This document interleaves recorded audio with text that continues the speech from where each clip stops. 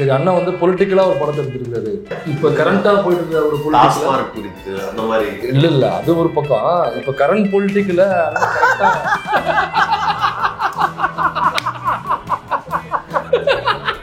புரியலையே. இல்ல ஒருத்தவன் ஓவரா குடிக்க அடிமையானாக்கா அவன் என்னென்னலாம் பேசுவான், எப்படி எல்லாம் அவன் பிஹேவ் பண்ணுவான், எல்லாத்தையும் கோத்ரூ பண்ணணும்னா முதல்ல ஸ்டடி பண்ணி அதுக்காக ஒர்க் பண்ணணும். எங்க இருந்து தொடங்குச்சு ஸ்டடி? அண்ணன் கொடுக்குற ப்ரெஸ் மீட்டு அண்ணன் மீட்டிங்கு ஸ்டடி பண்ணிட்டு கட்ட குறைக்கு கட்டம் சரியில்லை, நம்ம கூட விளையாடுறதே அவனுக்கு வேலையா போச்சுடா. இதுக்குள்ள பயங்கரமான ஒரு கதை இருக்கு, ஒரு சொசைட்டியோட நிதர்சனம் இருக்கு, ஒரு ஹியூமரான விஷயம் இருக்கு, ஆஸ் வெல் அஸ் பயங்கரமான பெயினும் இருக்குன்றத வந்து ரிலேட் பண்ணிட்டு எனக்கு வந்து ஆர்ட் ஃபார்ம் வந்து ஹோப்பை சொல்லணும் அப்படிங்கிறது தான் நினைக்கிறேன். ரியாலிட்டி ஹிட்ஸ்ல அந்த ரியாலிட்டியை நாம் காமிக்காம இல்லையே, பொய்யான நம்பிக்கையை கொடுக்கல. அவ்வளோ ப்ரூட்டல் ட்ரூத் அண்ட் பெயினையும் படத்துல சொல்றோம். அதோட படத்தை ஏன் நிறுத்தணுங்கிறது தான் என்னோட ஸ்டாண்ட். எந்த ஃபார்ம் ஆஃப் இதுக்காகவும் சரி, ஒர்க்கா கூட இருக்கலாம், இல்ல செக்ஷுவல் ப்ளஷரா இருக்கலாம், சப்ஸ்டன்ஸ் அப்யூஸா இருக்கலாம், மற்ற எல்லா ரெஸ்பான்சிபிலிட்டியும் கிவ் அப் பண்றான்னா ஈஸியா அதை நம்ம அடிக்ஷன் சொல்லி குடிச்சிட்டு வர்றாருன்னு வரும்போது கண்ணு சவப்பாவே காட்டு. அது இயல்பா அப்படி செய்ய முடியுமா, இல்ல அதுக்காண்டி மெனக்கடல்னு ஏதாவது இருக்கா? இல்லை ஏன்னா இவருக்கு கண்ணு சவுக்கிறது இல்லை, நீங்க அதில் காமிச்சோடனே அதில் மட்டும் சவுக்கிறது. நான் ஒன்றும் குடியாரெல்லாம் கிடையாது. அப்பைக்கப்ப 2 கட்டிங் சாப்பிட்றேன். எல்லா குடியாரும் எல்லா குடிகாரனும் சொல்ற டைலாக் தான் அது. ரொம்ப நல்லா இருந்துச்சு.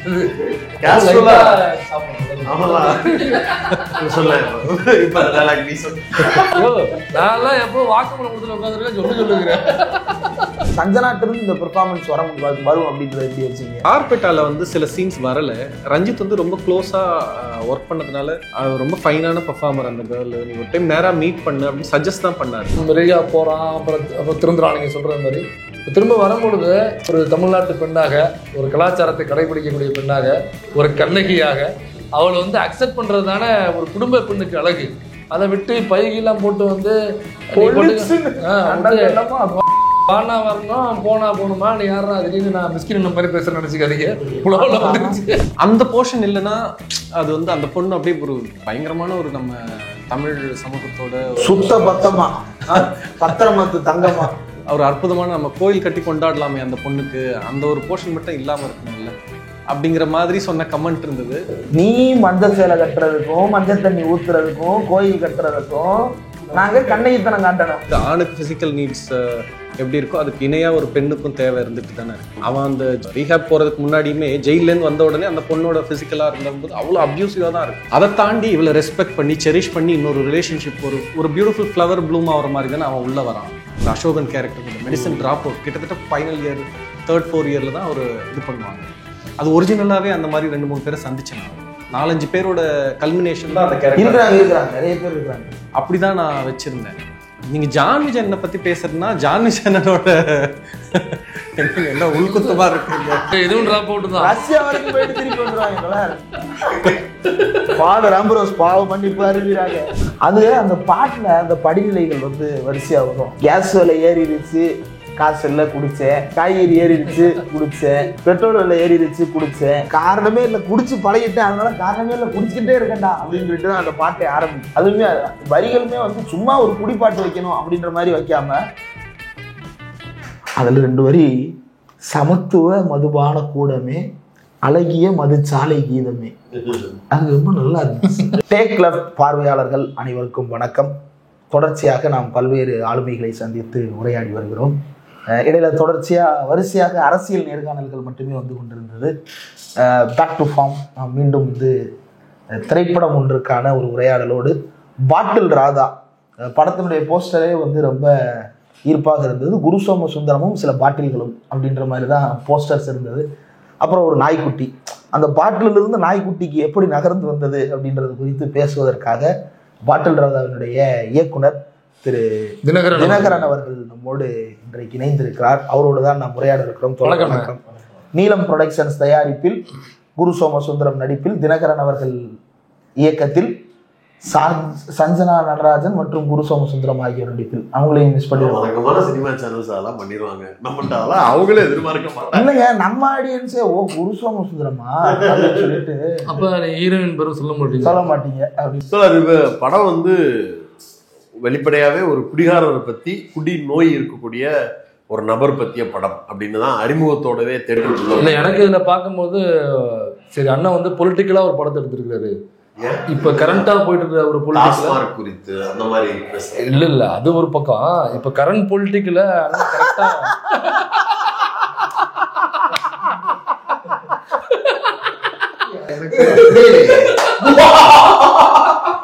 எனக்கு புரியலையே. இல்ல ஒருத்தவன் ஓவரா குடிக்க அடிமையானாக்கா அவன் என்னென்னலாம் பேசுவான், எப்படி எல்லாம் அவன் பிஹேவ் பண்ணுவான், அவன் கையை தட்டி தட்டி காட்டுவான், எப்படி குடிச்சிட்டு பேசும்பொழுது மேடைகள்ல பிரஸ்மிதிச்சு வீட்டுக்குள்ள அவன் எப்படி பிஹேவ் பண்ணாங்கிறது ரொம்ப அற்புதமா. ஓகே, அந்த வகையில அண்ணன் நம்ம பெரிய பெரிய தலைவர்களோட உரையாடும் பொழுது யார் யார் பக்கத்துல இருக்காங்கன்னு தெரியாம சுயநினைவு இல்லாம உரையாடுறது அந்த மாதிரிலாம் இருக்கும். அண்ணன் எதிர்பார்த்திருக்கேன் இப்படி ஒரு எக்ஸ்பிளனேஷன். இதுக்கெல்லாம் நான் பொறுப்பு இல்லை.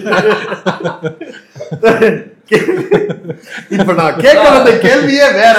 இப்ப அவரு எனக்கு என்ன பதில் சொல்லுவாரு? 15 வருஷமா நான் இந்த குடிநோயாளிகள் பத்தி சமூக ஊடகங்கள்ல பாத்துக்கிட்டு இருக்கேன்னு சொல்லியிருப்பாரு. நான் வேற ஒரு லீட் எடுக்க வந்து சரி, இந்த பாட்டில் சீமான் பாட்டில் ராதாவுக்கு குரு சோமசுந்தரம் அவர்களை எப்படி நீங்க பிக் பண்ணீங்க? எனக்கு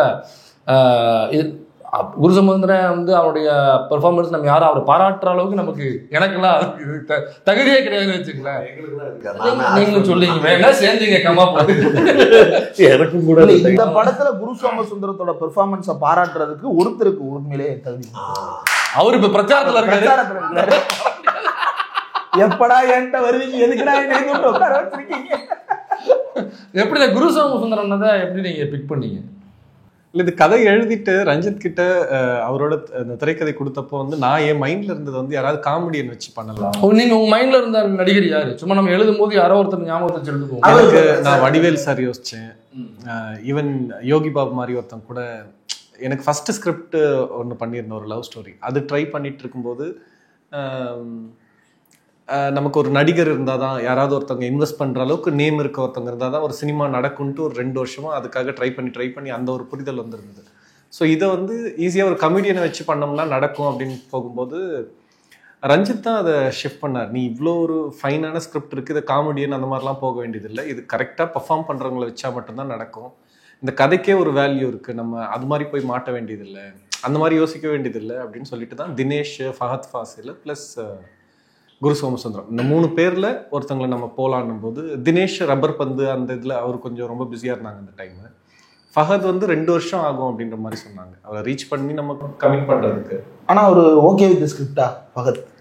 இல்லை, நம்ம அவர்கிட்டயே போக முடியல. இல்லை, ரீச் பண்ணி நம்ம பேசி அவர் நடிக்கிறதுக்கே அவ்வளோ ஸ்கெடியூல் இருக்குன்ற மாதிரி மேனேஜர்ஸ் மூலயமா வந்துச்சு. அப்புறம் நான் எனக்கு சோமன் வந்து ரொம்ப கரெக்டாக இருந்தார், ஏஜ் அந்த குழந்தைங்களுக்கான இது அப்படிங்கிறதுனால.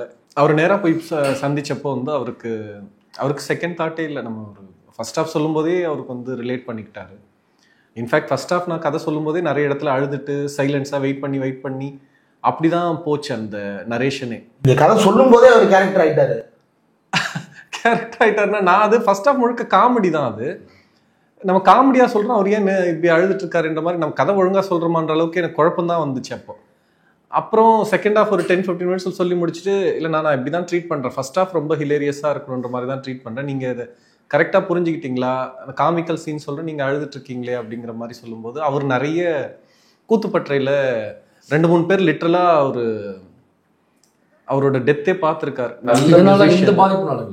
குடிநோய் ஒருத்தர் வந்து சொன்னார், ரொம்ப முக்கியமாக ஒருத்தர் வந்து நல்ல மியூசிஷியனு, ஷேக்ஸ்பியர் தேட்டர்னு சொல்லிட்டு யூகேல இருக்க ஒரு தேட்டர் ப்ளே பண்ணுற டீம் வந்து இந்தியாவில் இருக்க ஆக்டர்ஸ் அண்ட் டெக்னீஷியன்ஸை யூஸ் பண்ணுவாங்க. அவங்க வந்து இந்தியாவில் ப்ளே பண்ணிவிட்டு சிட்னியில் போய் ப்ளே பண்ணுற மாதிரி ஒரு இது இருந்தது. அப்போ வந்து இவர் பயங்கரமான அந்த மியூசிஷியன் வந்து குடிக்கிற ஒருத்தர்.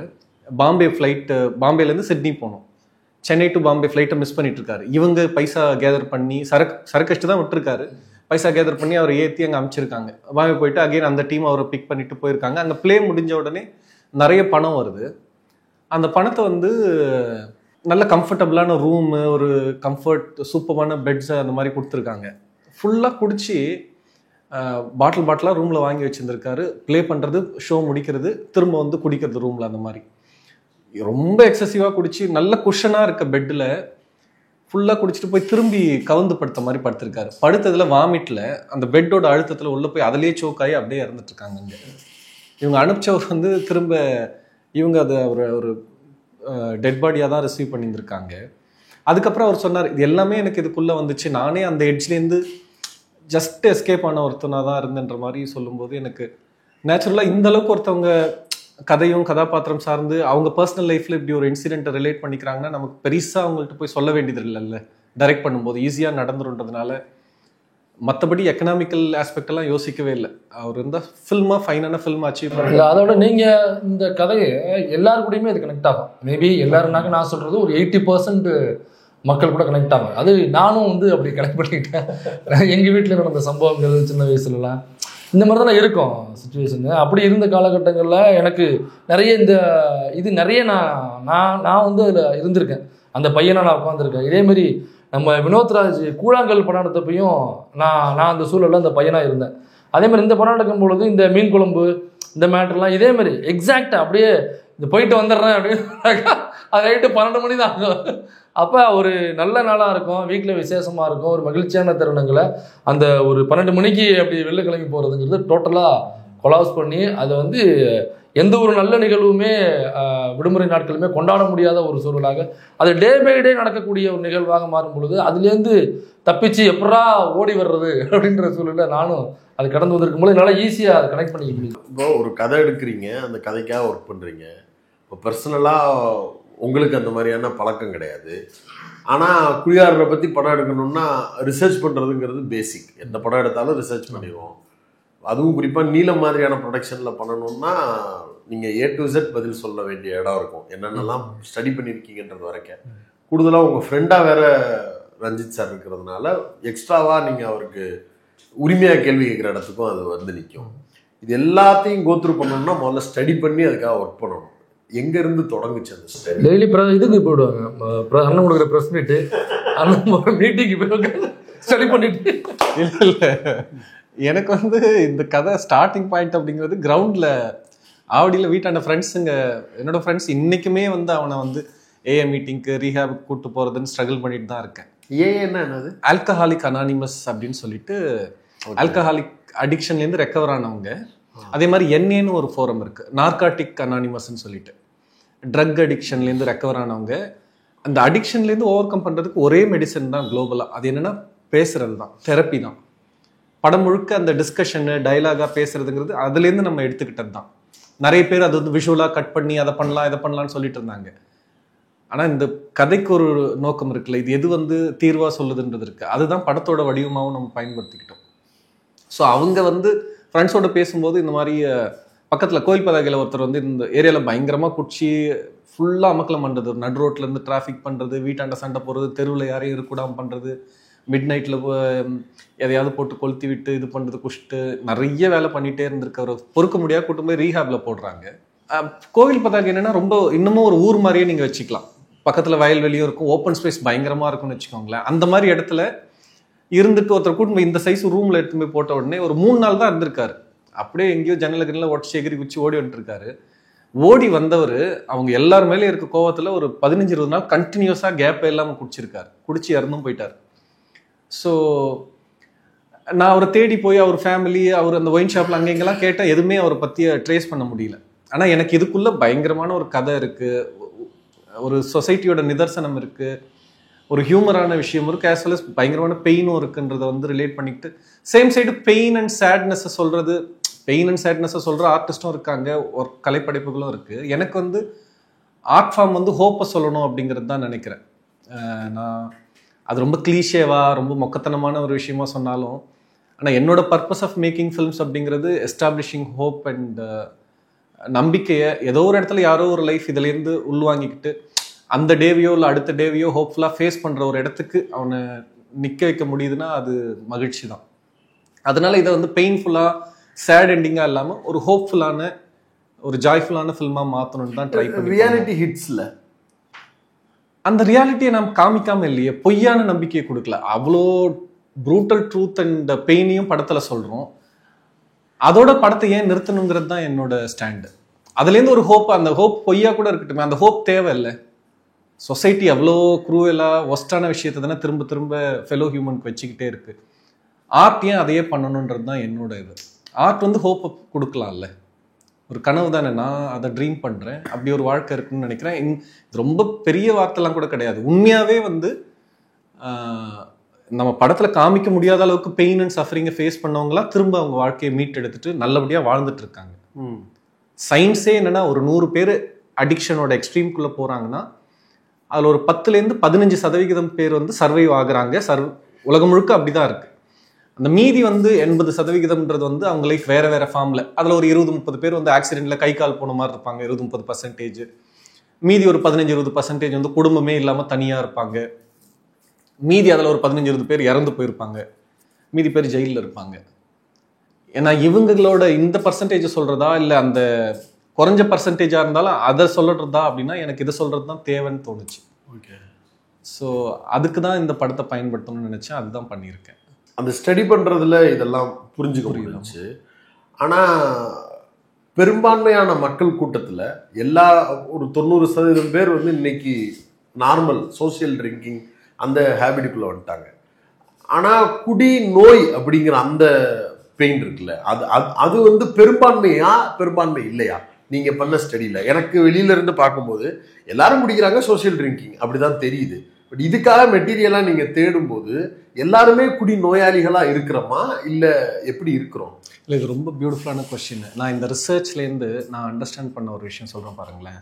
ஃபர்ஸ்ட் ஆஃப் ஆல், இது குடி நோய் அப்படி அந்த குடி ட்ரக் அதுக்குள்ளே பார்க்காம இந்த ஃபில்ம் வந்து பேசுறது வந்து அடிக்ஷனை பற்றி பேசுது. அடிக்ஷன்றதுல நம்ம குடி, நான் அது ஒரு பர்சனல் செல்ஃபிஷ் ரீசனும் இருக்குது. குடி அதில் இருக்க ஹியூமர் எல்லாம் பயன்படுத்திக்கலான்ற மாதிரி சொல்லி கதை சொல்கிறோம். இங்கே குடி தான் நெருக்கமான அடிக்ஷனாக இருக்குது. இதுக்கு நம்ம லோக்கலில் இந்த ஏஏ மெம்பர்ஸ் அவங்கள சந்தித்து தகவல் திரட்டினது, அதே மாதிரி ரீஹாப் சென்டர்ஸில் போய் இது பண்ணதோடு சேர்ந்து யூனிவர்சலாக யார் இந்த அடிக்ஷன் பற்றிய தியரிஸை ரிசர்ச்சில் மெடிக்கல் சைடில் மெடிக்கல் ப்ரொஃபஷனல்ஸ் என்ன சொல்கிறாங்கன்னு கேட்கும்போது எனக்கு ரொம்ப ஷாக்கிங்காக பிரமிப்பான ஒரு விஷயம். ஒரு ஃபில்ம் மேக்கராக இந்த படம் பண்ணதுலேருந்து நம்ம இவ்வளோ கற்றுக்க முடிஞ்சிருக்குன்ற மாதிரி இன்னமும் மகிழ்ச்சியாக ஃபீல் பண்ணுற விஷயம் ஒன்று இருக்குது. கெபார் மேட் அப்படின்னு சொல்லிட்டு ஒரு கேனடியன் சைக்காலஜிஸ்ட். அவர் அந்த அடிக்ஷன்லேருந்து கனடா வந்து ஒர்ஸ்ட் பிளேஸ் ஃபார் அவ்வளோ பேர் வந்து அடிக்ஷனில் லைஃப் வந்து நம்மலாம் ஹெவன் தான் நம்ம கண்ட்ரிலாம். அந்தளவுக்கு போகிறா அவ்வளோ சேலஞ்சஸில் இருக்க கண்ட்ரி அது. அடிக்ஷன் ஒரு பர்டிகுலர் ஏரியாவில் அவ்வளோ நம்பர் ஆஃப் பீப்புள் இருக்காங்க அடிக்ஷனில் சஃபர் ஆகுறாங்க. அவங்கள ட்ரீட் பண்ணுறதுக்கே 20-25 வருஷம் 30 வருஷமாக இருக்கார் அவர். ரொம்ப முக்கியமான டாக்டரு. நான் ஒரு தீசிஸ்லாம் படிச்சுக்கிட்டே இருப்பேன். அவரோட ஒரு ஸ்பீச்சில் வந்து சொல்கிறாரு, அவரே ஒரு அடிக்டாக தான் இருக்கார். இத்தனைக்கும் டாக்டர் அவ்வளோ லைஃப்பை எம்பவர் பண்ணியிருக்காரு. என்ன சொல்கிறாருன்னா, அவர் பிறந்தது 1920s ஹங்கேரியில் பிறக்கிறாங்க. அப்போ வந்து ஹிட்லர் வந்து இந்த நாட்சி இது வந்து ஆக்குப்பை பண்ண ஆரம்பிக்குது.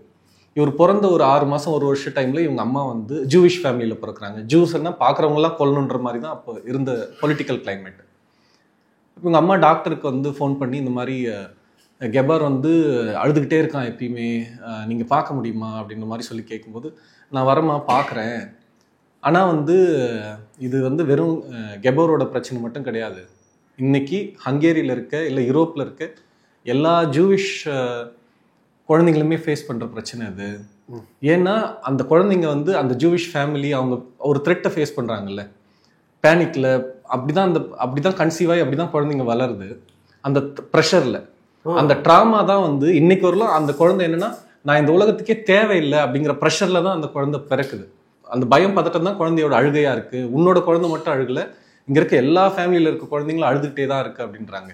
இதை சொல்லிட்டு அவர் என்ன சொல்கிறாரு, நம்ம இவ்வளோ பெரிய ரினவுண்ட் மெடிக்கல் ப்ரொஃபஷனல் அவர் என்ன சொல்கிறாரு, நான் வந்து I'm not a good father, I'm not a good husband, I'm not a good individual for my family அப்படின்னு சொல்லிட்டு, ஏன்னா நான் இந்த உலகம் நான் பிறக்கும்போது எனக்கு தேவையே இல்லைன்னு சொல்லிட்டு இருந்த உலகத்துக்கு வந்து நான் தேவை, நான் எல்லா இடத்துக்கும் நீடடாக இருக்கணும்னு சொல்லிட்டு மெடிக்கலில் 24/7 இங்கே கெபார் இருக்கானா, கெபார் தேடி வரணும்னு சொல்லிட்டு அப்படி பேஷண்ட்ஸ்க்காக ஒர்க் பண்ணேன். ஆனால் என்னோட ஃபேமிலி லைஃப்ங்கிறதையே நான் இல்லாமல் ஆக்கிட்டேன். எனக்கு ஒரு நல்ல அப்பாவாக நான் இருந்ததே இல்லை, நல்ல கணவனாக நான் இருந்ததே இல்லை அப்படிங்கிற மாதிரி சொல்கிறாருல்ல. இதோட ரீசன் என்னன்னா அந்த ட்ராமா தான். சைல்ட்ஹுட் ட்ராமா கிரியேட் பண்ணுற விஷயம் இருக்குல்ல, அதுதான் இவ்வளோ பெரிய சேலஞ்சஸை வந்து உருவாக்கியிருக்கு அப்படின்ற மாதிரி அவர் சொல்லுவார். ஸோ அடிக்ஷன் வந்து இப்போ அவருக்கான அடிக்ஷன் என்னன்னா ஒர்க்கஹாலிக்காக இருக்கார். நம்ம ஒர்க்கு சூப்பர் அப்படிங்கிறதுலாம் இருக்குல்ல, 24/7 ஒர்க் பண்ணுறது வந்து பெரிய க்ளோரியாக பார்க்குறன்றது இல்லை. அதுவுமே வந்து அதை சுற்றி எவ்வளோ பேர் லைஃப் வந்து பேத்தட்டிக்காக பெயின்ஃபுல்லாக மாறுதுங்கிறத வந்து அவர் இதை சொல்லவே வேண்டியதில்லை. ஆனால் இவ்வளோ பெரிய இடத்துலேருந்து அவர் இதை சொல்கிறாரு இல்லை, நம்ம ஆஸ் அ ஹோலாக அடிக்ஷனை தான் பார்க்கணும். இன்னைக்கு வந்து இது ட்ரிங்க் ஒன்று இருக்குது, நிறைய பேருக்கு பவர், ஃபேமு, இதுக்கான அடிக்ஷனில் இது லிட்ரலி டெஸ்ட்ராயிங் அதர் லைஃப் இல்லை. நீங்கள் உங்கள் மீடியாலையும் பார்ப்பீங்கல்ல, நமக்கு ஈவன் நம்ம டிஸ்கஸ் பண்ணிட்டு இருந்தோம், இதே மீடியா ப்ரொஃபஷனில் சும்மா போகிற போக்கில் காசிப் பேசுகிறேன்னு சொல்லி எவ்வளோ பேரோட ஃபேமிலி, எவ்வளோ பேரோட லைஃப்பை டெஸ்ட்ராய் பண்ணிட்டு இருக்க எவ்வளோ இண்டிவிஜுவல்ஸை பார்க்குறோம்ல, அவங்க எதில் அடிக்டடாக இருக்காங்கன்றது இருக்குல்ல. This film is about everything. Overall கான்டெக்ஸ்டாக இது அடிக்ஷனை பற்றி பேசுது and how we can overcome அடிக்ஷன்றதை பற்றியும் ஓரளவுக்கு முடிஞ்சவரை டிஸ்கஸ் பண்ணுறோம். அப்போ அடிக்ஷன் அப்படின்னாக்கா வெறும் குடி மட்டும் இல்லை, மற்ற விஷயங்கள் அடிக்ட் ஆகிறதும் தவறு தான் அப்படின்னு சொல்கிறீங்க. அப்போ அது அடிக்ட் ஆகாமல் லைட்டாக குடிச்சிக்கிட்டு ஃபேமிலியையும் பேலன்ஸிங்காக வச்சுருந்தா ஓகே. ஆமாம் ஆமாம் ஆமாம் ஆமாம். ஆக்சுவலாக நீங்கள் வந்து இது குடிநோயாளி அது சொன்னீங்க, அதை நான் மறந்துட்டேன். நான் தேங்க்ஸ் ஃபார் ரிமைண்டிங். என்னென்னா ஒருத்தன் வந்து எந்த ஃபார்ம் ஆஃப் இதுக்காகவும் சரி, அது வந்து ஒர்க்காக கூட இருக்கலாம், இல்லை செக்ஷுவல் ப்ளஷராக இருக்கலாம், இல்லை இந்த மாதிரியான சப்ஸ்டன்ஸ் அப்யூஸாக இருக்கலாம். அந்த ஒரு இதுக்காக தன்னோட எல்லா ரெஸ்பான்சிபிலிட்டியும் மற்ற எல்லா ரெஸ்பான்சிபிலிட்டியும் கிவ் அப் பண்ணுறான்னா ஈஸியாக அதை நம்ம அடிக்ஷன் சொல்லிடலாம். நீங்கள் அந்த அடிக்ஷனை பற்றி சொல்லும்போது இளையராஜா ரீசெண்டாக இப்போ போட்ட போஸ்ட், அவர் மியூசிக் எல்லாருமே அடிக்டட் தான். அவரே மியூசிக்கு அடிக்ட், அவர் வேற எதுக்கும் அடிக்ட் ஆயிருக்காரு. அவரு அதனாலதான் இப்போ அவருடைய மக இறந்ததுக்கு இசையை முழுவதுமாக சுவாசிச்சுட்டு உங்களை கவனிக்காம விட்டுட்டேன் அப்படின்னு வருத்தப்பட்டு பதிவு போட்டிருக்கிறாரு. நீங்க சொன்ன அந்த அடிக்ஷன் வந்து ராஜா சாருக்கும் பொருந்தது. அவர் முழுக்க முழுக்க இசையின் மீதான வாழ்க்கையை வாழ்ந்துட்டு பர்சனலாக நான் நிறையா தொலைச்சிட்டேன்னு இப்போ வருத்தப்பட்டு போடுறாரு. நீங்கள் அந்த டாக்டரை சொல்லும் போது எனக்கு இது கனெக்ட் ஆகுது. ஆமாம் ஆமாம். அது ராஜா சாரோட நம்ம இதோட எக்ஸாக்டாக ரிலேட் பண்ணுறது சரியா என்னன்றது தெரியல. ஆனால் நான் வந்து என்ன நான் ரிலேட் பண்ணிக்கிறேன், நம்ம வந்து ரொம்ப டூ மச்சாக வேலை பண்ணி நம்ம இன்னொருத்தவங்களுக்கு ப்ரூஃப் பண்ணுன்ற விஷயம், அதெல்லாம் எங்கே யாரோட டைம் அப்படின்னா என் குழந்தையோட டைம் தான். அது என் குழந்தையோட நான் வந்து எக்ஸாஸ்ட் ஆகாமல் ஒரு சிரிச்சு பேசுறதுக்கான டைம் தானே. இல்லை, நான் என்ன வந்து வாழ்கிறதுக்காக இந்த உலகத்துக்கு வந்திருக்கிறேன், நான் கூடுதலாக எஃபர்ட் போட்டு இன்னும் ஒரு 4 மணி நேரம் என்னை நான் உயர்த்தி கொள்வதற்காக பயன்படுத்துறது அப்படிங்கிறது தானே இந்த வாழ்க்கையின் ஆகப்பெரும் கனவு, லட்சியம். அதானே இந்த பிறவி பலன். அதுக்காக எடுக்கக்கூடிய முயற்சியை அடிக்ஷன் சொல்றது சரியா? இல்லை, அதோட பேலன்ஸை சொல்கிறேன். உண்மையாகவே ஒருத்தவங்க ஆஸ்பயர் பண்ணி ஜென்யூன் இன்ட்ரெஸ்ட்ல அவங்க ப்ரொஃபஷனை க்ரோ ஆகுறது, அப்படி பண்ணதுனால தான் இப்போ நம்ம எல்லாருமே என்னவா இருக்கும்ன்றதுல இருக்க முடியும். அவங்க ஃபீல்டில் ஒரு இடத்துக்கு அது வந்து அது சூப்பர் தான். ஆனால் அவுட் ஆஃப் ப்ரெஷரில், அவுட் ஆஃப் ட்ராமாவில், இன்னொருத்தவங்களோட அக்னாலஜ்மெண்ட்டுக்காக மட்டுமே வந்து போய்கிட்டு இருக்கிறது இருக்குல்ல, அதை மட்டுமே வந்து அதில் கிடைக்கிற ப்ரைஸை கூட என்ஜாய் பண்ணுற ஒரு இடத்துலயே இருக்க மாட்டாங்க இவங்க. அப்படி இருந்தாங்கன்னா போதும் நிறுத்துவாங்கல்ல, திரும்ப திரும்ப திரும்ப திரும்ப ஒரு முடிவு இல்லாமல் போய்கிட்டே இருக்குல்ல, அதுதான் நம்ம பேசுறது. படத்தில் ஒரு இடத்துல 2-3 இடத்துல குடிச்சிட்டு வர்றாருன்னு போது கண்ணு சிவப்பாவே காட்டுவீங்க. அது எனக்கு டெக்னிக்கலாக தெரியாது, நான் சினிமா பர்சன் கிடையாது. அது இயல்பாக அப்படி செய்ய முடியுமா, இல்லை அதுக்காண்டி மெனக்கடல்னு ஏதாவது இருக்கா? இல்லை, எனக்கு இவருக்கு கண்ணு சவுக்கிறது இல்லை, நீங்கள் அதில் காமிச்சோடனே அதில் மட்டும் சவுக்குது. இல்லை, இவர் குரு சோமசுந்தரம் அதை பேசியிருந்தாருன்னு நினைக்கிறேன். அப்படியா? நம்ம மெத்தட் ஆக்டிங்கிற பேர்ல ரகுவன் ஸ்டைலில் அல்லது வந்து ஹீத் லெட்ஜர் ஸ்டைலில் வந்து நம்ம போகணும்னு அவசியம் இல்லை. ப்ரொஃபஷனலாக நிறைய இருக்கு, அதை நம்ம யூஸ் பண்ணிக்கலாம். அது என்னென்ன அவரு இப்போ நம்ம சொல்லலாம், ஒரு சின்ன ஒரு பூ மாதிரி ஒரு விஷயம் இருக்கு, அதை வந்து ஆனால் நான் இதை சொல்லவே இல்லை. ஒரு கிரேட் ஆக்டரோட ரோலுங்கிறது இதுதான். இந்த விஷயத்த நான் சொல்லவே இல்லை. அதே மாதிரி ஒரு நல்ல இந்த கதைக்குன்ட்டு அவர் ஒரு ஃபைனான மேக்கப் மேனை கொண்டு வந்திருந்தாரு. அவரோட மேக்கப் வேற லெவல் இருந்துச்சுன்னா அவரு அந்த தாடி வச்ச கேரக்டர்ல வரும். ஆமா, அப்படியே அந்த குடிநோயாளியினுடைய போக்குல அவன் ஒரு இடத்துல போய் நிப்பான் பாத்தீங்களா, அந்த தாடி வச்சு திடீர்னு பார்த்தோன்னே இந்த மாதிரி நம்ம சில பேரை பார்த்துருப்போம்ல, அது அப்படியே வந்து நின்றுச்சு. இன்னொன்று ஒரு கட்டத்தில் அந்த கைலியை கட்டிட்டு நடந்து போவாரு, பின்னாடியிலேருந்து அந்த வாக்கு இருக்குல்ல, அந்த கைலி அந்த சட்டை ஒரு கை அசையாம போறது நானும் பார்த்துருக்கேன். அந்த இடத்துல அப்படியே கட் பண்ணி வாடி பொட்டை புள்ள வெளியே அப்படின்னு ஒரு பாட்டை போட்டோம். அதை சொல்லுங்களேன். அந்த கண்ணு சிவப்பா இருந்தது, அப்புறம் கரெக்டா மூஞ்சில தொப்பை விழுந்தது, அந்த தொங்குன தொப்பை. அது ஒர்க் பண்ணாங்க அவங்க மேக்கப் சைட்ல. கொஞ்சம் ஸ்கின்ல எதுவும் பண்ணல, ஆனா அங்க எங்க டார்க் வைக்கணும், எங்க லைட் வைக்கணும்னு வச்சு மேக்கப் மேன் அவர் எவ்ரி சீன் கேட்டுப்பாரு. அவரோட மேக்கப் மேன் இந்த சீன் எடுக்கிறோன்னா இதுக்கு இந்த இது வந்து பெயின்ஃபுல்லான ஒரு டைம் இல்லை, ரொம்ப குடிச்சிட்டு இருக்க டைம் இல்லை, இது வந்து கொஞ்சம் ரெக்கவர் ஆகிற டைம் இல்லைன்ற மாதிரி கேட்டு முன்னாடி சீன் என்ன பின்னாடி சீன் என்னன்னு கேட்டு ஒர்க் பண்ணிக்கிட்டே இருப்பாரு. அவருக்கு பயங்கரமான லைட்டிங் அவர் அந்த அளவுக்கு கொண்டு வந்தாரு. அவரோட எஃபர்ட்டுங்கிறது டைரக்டரால ஒரு லிமிட்டுக்கு மேல எல்லாமே டைரக்டர் தான் நான் தான் பண்ணேன்னு சொல்லிலாம் கிரெடிட் எடுத்துக்க முடியாது. நம்ம இருக்க ப்ரெஷர்ல அவ்வளோ விஷயத்த சொல்லிடவும் முடியாது. அவரே வந்து தன்னை என்னவா எப்படி ப்ரெசென்ட் பண்ணணும்னு அவ்வளோ ஃபைனாக மெனக்கெட்டு ஒர்க் பண்ணது தான் அது.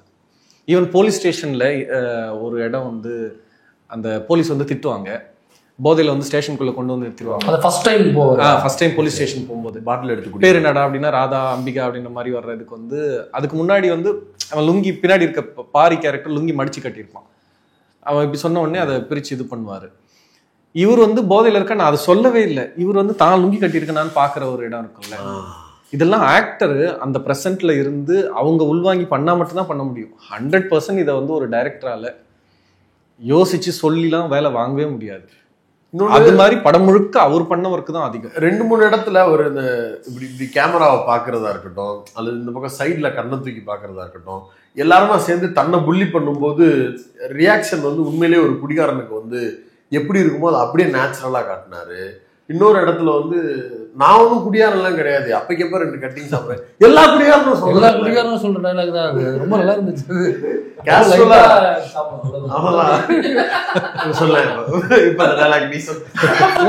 நான் எப்போ வாக்குமூலம் கொடுத்து உட்காந்துருக்கேன் சொல்லுகிறேன்.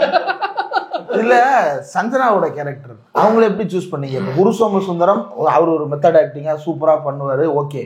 சஞ்சனா எப்படி கொண்டு வந்தீங்க? இன்னும் பெர்ஃபார்மிங்கா வேற ஆர்டிஸ்ட் அப்படின்னு யோசிக்காம சஞ்சனாட்ட இருந்து இந்த பெர்ஃபார்மன்ஸ் வரும் அப்படின்றத எப்படி யோசிங்க? தமிழ் சைட்ல நம்ம இந்த மாதிரி கதையை எடுத்து ஒரு 10 வயசு பொண்ணு ஒரு 8 வயசு பையனுக்கு அம்மாவா நடிக்கணும் அப்படின்னும் போதே வந்து 90% வந்து வரமாட்டாங்க. இப்ப இன்னமும் அந்த மாதிரி இருக்குங்களா? முன்னாடி வந்து ஒரே காலேஜ் ஸ்டோரிஸா வரும். அப்போ வந்து கடைசி வரைக்கும் சின்ன ஜெயந்தி என்ன வயசானாலும் அவர் கூட இருப்பாரு. அப்புறம் கார்த்திக் போவாரு, மோகன் போவாரு, நம்ம முரளி சார் கடைசி வரைக்கும் காலேஜ் போவாரு. இப்போ அந்த மாதிரி இல்லை. இப்போ வந்து நிறைய கதைகள் வருது. காலேஜ் கதைகள் ரொம்ப ரொம்ப கம்மி தான் இப்போ வர்றது.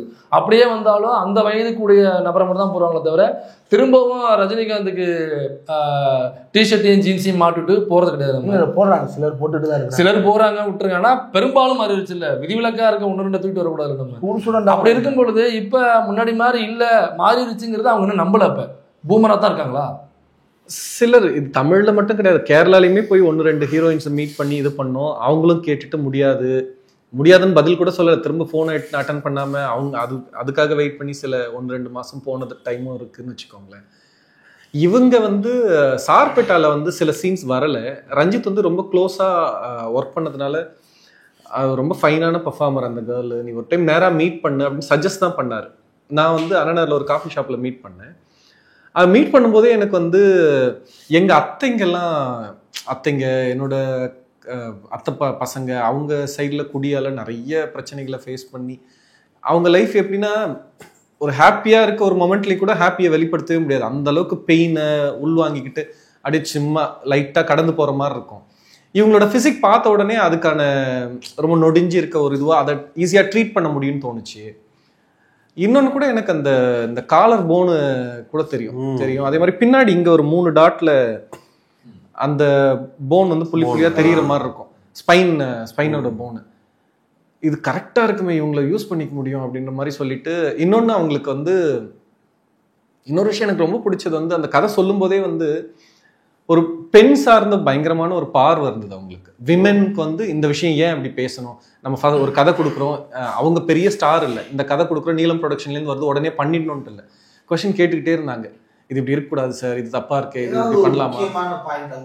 நான் அவங்க சொன்னது படத்துலயே வச்சிருக்கேன். என்னன்னா அன்பு வந்து சொன்னாதானே வந்து வெளிப்படுத்தினாதானே பேசினாதானே அன்பை எக்ஸ்பிரஸ் பண்ணாதானே புரியும். Just because he's husband I am wife அது அண்டர்ஸ்டுட்லாம் கிடையாது. அண்டர்ஸ்டுட்னு எதுவுமே கிடையாது, நம்ம பேசினா எக்ஸ்பிரஸ் பண்ணாதான் தெரியும் அப்படிங்கிற ஒரு விஷயம். அதை வச்சு நான் ரீரைட் பண்ணேன். தன்னை வெளிப்படுத்துறான்ல அது முக்கியம் இல்லை. இப்போ நம்ம குழந்தைங்களை எதுக்கு நமக்கு பிடிக்குதுன்னா, குழந்தைங்க என்னானாலும் திரும்ப திரும்ப வந்து லவ்வா அவ்வளோ அன்போட இது பண்ணுவோம். நம்ம ஃப்ரெண்ட்ஸுக்குன்னு வரும்போது அண்டர்ஸ்டுட்ன்ற மாதிரி கிராஸ் பண்ணுவோம்ல.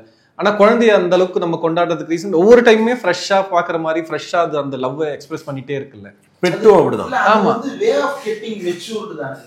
இல்லை அப்படி கிடையாது, நம்ம அப்படி நினச்சிக்கிறோம். ஆனால் இன் எனி ரிலேஷன்ஷிப் தாலி கட்டியாச்சு ஹஸ்பண்ட் அண்ட் ஒய்ஃப், அதனால ஹஸ்பண்ட் பொண்டாட்டி கிட்ட பேசாமையே இருக்கிறதுங்கிறது நியாயமே கிடையாது. அது மெச்சூரிட்டியாக அது எவ்ரி சிங்கிள் டே வந்து நம்ம நட்பாக இருக்கட்டும் உறவாக இருக்கட்டும் நம்ம நிச்சயமாக அதை நம்ம எக்ஸ்பிரஸ் பண்ணியே ஆகணும்.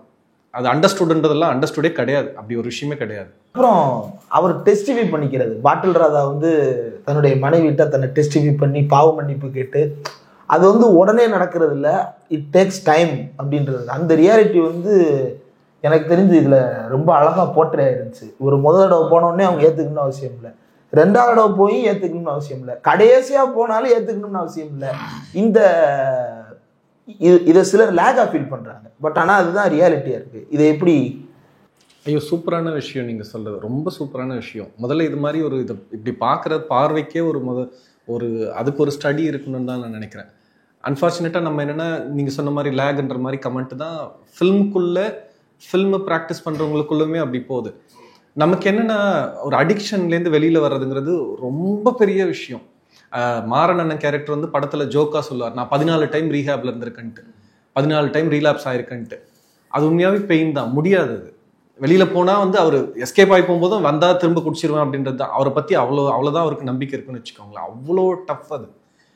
ஒரு டைமுக்கு மேலே நம்மளோட எவ்ரி செல்லுமே வந்து கிரேவ் பண்ண ஆரம்பிச்சிடும். அந்த சப்ஸ்டன்ஸ் வேணும், இல்லை ஆல்கஹால் வேணுன்ற மாதிரி. அதுலேருந்து வெளியில் வர்றது மிகப்பெரிய சண்டை. நம்ம அதை வந்து சும்மா ஒரு படத்தில் இந்த பாட்டில் வந்து கோடீஸ்வரன் ஆகிற மாதிரி பண்ணிட முடியாதுல்ல. இதோட இந்த ப்ராசஸை ஷோ பண்ணி தான் ஆகணும். அதை முடிஞ்ச வரலாம் என்டர்டெய்னிங்காக என்னெல்லாம் எலிமெண்ட்ஸு டூல்ஸ் எல்லாம் யூஸ் பண்ணி நம்ம ப்ரெசன்டபிளாக பண்ண முடியும்னு ட்ரை பண்ணியிருக்கேன். ஆனால் நான் அதை விடவே கூடாதுன்னு தான் இதுவாக இருந்தேன். அவன் காலை பிடிச்சி அழுவான், அவ்வளோ பொருளை எடுத்துகிட்டு போய் வைப்பான், காலை பிடிச்சி அழுது மன்னிப்பு கேட்பான், தான் வந்து மேஸ்திரியாக இருப்பான், குடியை விட்டுருப்பான், நிறைய பேரை எம்பவர் பண்ணியிருப்பான், எல்லாமும் சேர்ந்து அப்பயுமே வந்து அக்செப்ட் பண்ணாமல் தான் இருப்பான். அதுக்கப்புறம் சர்டன் இயர்ஸ் தாண்டதுக்கப்புறம் தான் அவங்க ஒன்றா இருக்க ஒரு இடத்துக்குள்ளே படம் நகரும்னு வச்சுக்கோங்களேன். அதுவே கூட அதுக்கு இடையிலுமே அதே மன அமைப்போட, அதே முயற்சியோட, தன்னை அதே மாதிரி அவன் கன்ஸ்ட்ரக்ட் பண்ணிக்கிட்டதால தான் அவன் அப்படி வராங்கிறது தான் ஐடியா நம்ம பண்ணுறது. அதுதான் யதார்த்தம். இந்த படத்தில் பாட்டில் ராதா அப்படின்னு வச்சவனே ஒரு ஆண், அவன் வந்து ஒரு குடிநோயாளியாக இருக்கான், அவன் எப்படி இதுலேருந்து மீண்டு வர்றான், அதில் குடும்பத்தில் நடக்கிற பிரச்சனை அப்படின்னாக்கா ஒரு ஆண் மட்டுமே சம்மந்தப்பட்ட படம் இது கிடையாது அப்படிங்கிறது படம் பேசுது. அதில் குறிப்பாக அந்த கதாநாயகன் நடிச்சிருக்காங்கல்ல, அந்த பாட்டில் ராதா மனைவி சஞ்சனா, அந்த ரோல் வந்து அந்த போர்ஷன் வந்து ரொம்ப நல்லா கவர் பண்ணியிருந்தாங்க. அதில் குடும்பத்தில் வந்து கஷ்டப்படுறா, எல்லாத்தையும் அனுபவிக்கிறா, ஒரு சந்தோஷமான நிகழ்வு மொமெண்ட்டுங்கிறது ஒரு நிமிஷம் கூட இல்லாத ஒரு மனைவியாக வாழ்ந்துக்கிட்டே வர்றா. அப்போ அவன் ரெடியா போகிறான், அப்புறம் திருந்துறான். நீங்கள் சொல்கிறது மாதிரி இப்போ திரும்ப வரும்பொழுது ஒரு தமிழ்நாட்டு பெண்ணாக, ஒரு கலாச்சாரத்தை கடைபிடிக்கக்கூடிய பெண்ணாக, ஒரு கண்ணகியாக அவளை வந்து அக்செப்ட் பண்ணுறது தானே ஒரு குடும்ப பெண்ணுக்கு அழகு. அதை விட்டு பைகெல்லாம் போட்டு வந்து வானா வரணும், போனா போகணுமா, நீ யாரா திடீர்னு நான் மிஸ்கின் மாதிரி பேசுறேன்னு நினைச்சுக்காதீங்க. புலவில் வந்துருச்சு. ஆனா அதில் வந்தவனே ஏற்றுக்கணும் அப்படிங்கிற மனநிலை தானே ஆடியன்ஸ் கிட்டே இருக்கும். அவங்களும் பைய போடுறாங்க, திரும்பினவனே ரைட் முடிஞ்சிடா, சூப்பரா போனேன், ஹாப்பி எண்டிங் வந்துருச்சு. நீ வானா வரணும், போனா போகணுமா, எனக்கு என்னுடைய இளமை போச்சு, என்னுடைய வாழ்க்கை போச்சு, 10 வருஷத்துக்கு முன்னாடி நான் தொலைச்சிட்டேனே, இப்போ நீ சாரி சொன்னோடனே அந்த 10 வருட வாழ்க்கை திரும்ப வந்துருமா, அல்லது 15 வருட வாழ்க்கை வந்துருமா? எப்படி தமிழ்நாட்டு மக்கள் 15 வருஷத்தை இழந்து நம்ம உட்காந்துருக்கோமோ அதே மாதிரி அந்த பொண்ணு வந்து கிட்டத்தட்ட 10 வருஷத்துக்கு மேலே வாழ்க்கையை தொலைச்சிட்டு உட்காந்துருக்கனுடைய எனக்கா அந்த மொமெண்ட்டை வந்து கொண்டு வந்து அந்த ஸ்கிரிப்டில் வச்சு அதை டெலிவரி பண்ணி அது விஷுவலாக மக்கள்கிட்ட காமிக்கிறது அப்படிங்கிற ஒரு டேரிங்கான விஷயம். நீ காமிக்கும் பொழுது மக்கள் ஏற்றுக்க தான் மாட்டாங்க அதை பெரும்பாலும். இதில் நீங்கள் என்னென்ன ஸ்ட்ரகிள் பண்ணீங்க? இதை நீங்கள் கொடுத்தவனையே ரஞ்சித்தனை எடுத்துருப்பாரு, ஆனால் கதைக்குள்ள ஹீரோயின் அதை எப்படி நோக்குனாங்க, அல்ல இதை பற்றின கமெண்ட்ஸ் எப்படி வந்துச்சு உங்களுக்கு? முதல்ல அதை பற்றின ஒப்பீனியனே எப்படி வந்துச்சு? இல்லை, எனக்கு எந்த சைட்லேருந்துமே இதை பற்றி டிஸ்கஷனே வரல. நானுமே வந்து ஒரு ஃபில்மாக ஆடியன்ஸ் இப்படி இருக்கிறாங்க, இப்படி யோசிப்பாங்க அப்படிங்கிறது வந்து அதை பற்றி நான் எப்பயுமே அதை பற்றி யோசிச்சதே கிடையாது.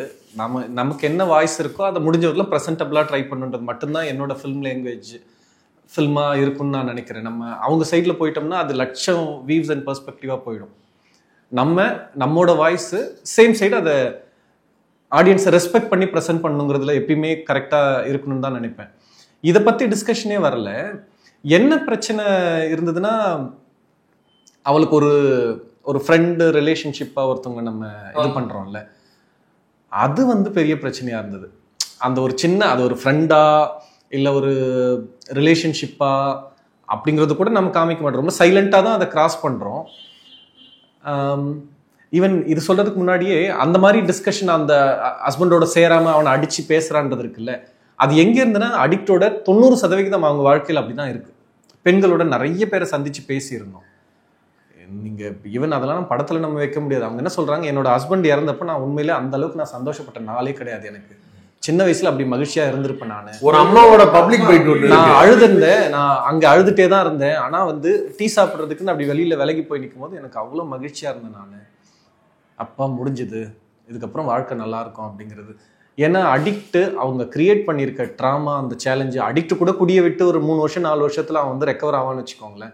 ஆனா அவன் 15-20 வருஷம் பண்ண விஷயம் இருக்குல்ல, அந்த குழந்தைங்க குடி இல்லாம இது எல்லாத்தையும் பண்ற பிரச்சனையும் சொசைட்டியும் ஃபேஸ் பண்றாங்க.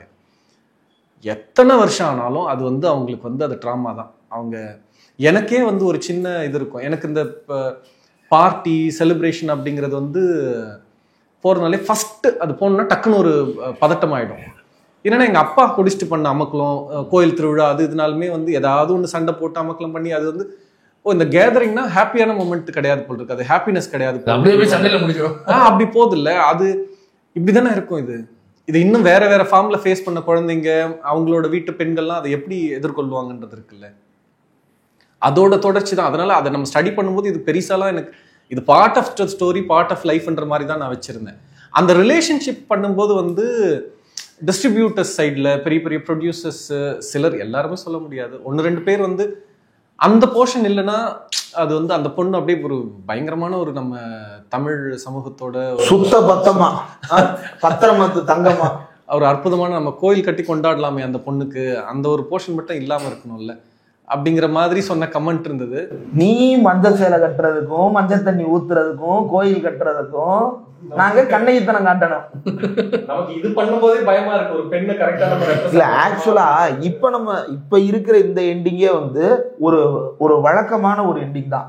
அந்த மனைவி திரும்ப சேர்றாங்க அப்படின்றது, இதையே அவன் வந்து ஏத்துக்கணும். என்னைய பொறுத்த வரைக்கும் நான் அந்த இடத்துல என்ன யோசிச்சேன்னா, அவங்க ரீமேரேஜ் பண்ணிடுவாங்க, அதுக்கப்புறம் இவர் நாயை வளர்த்துக்கிட்டு நாய்க்கு அவர் சொல்லுவாரு, ஜான் விஜய் வர்றாங்க, ஒருவேளை என் பொண்டாட்டி திரும்ப வரலன்னா செடிக்கு தண்ணி ஊத்து, நாய்க்கு சோத்த வை, போட வேலையை பார்த்துக்கிட்டு அப்படின்னு அவர் சொல்லுவாரு. அது அங்கதான் முடியும்னு நான் நினைச்சேன். ஆனா திரும்பி சேர்ந்தாங்க, அதையே இவங்க கொண்டாடணும், உனக்கு தான் இதை வச்சிருக்கேன்றதை அவங்க கொண்டாடணும். ஏன் இதை கண்டெஸ்ட் பண்றாங்க? அப்புறம் அந்த ரிலேஷன்ஷிப் நீங்க காட்ட வந்த விஷயம் அது ரொம்ப இயல்பா இருந்தது.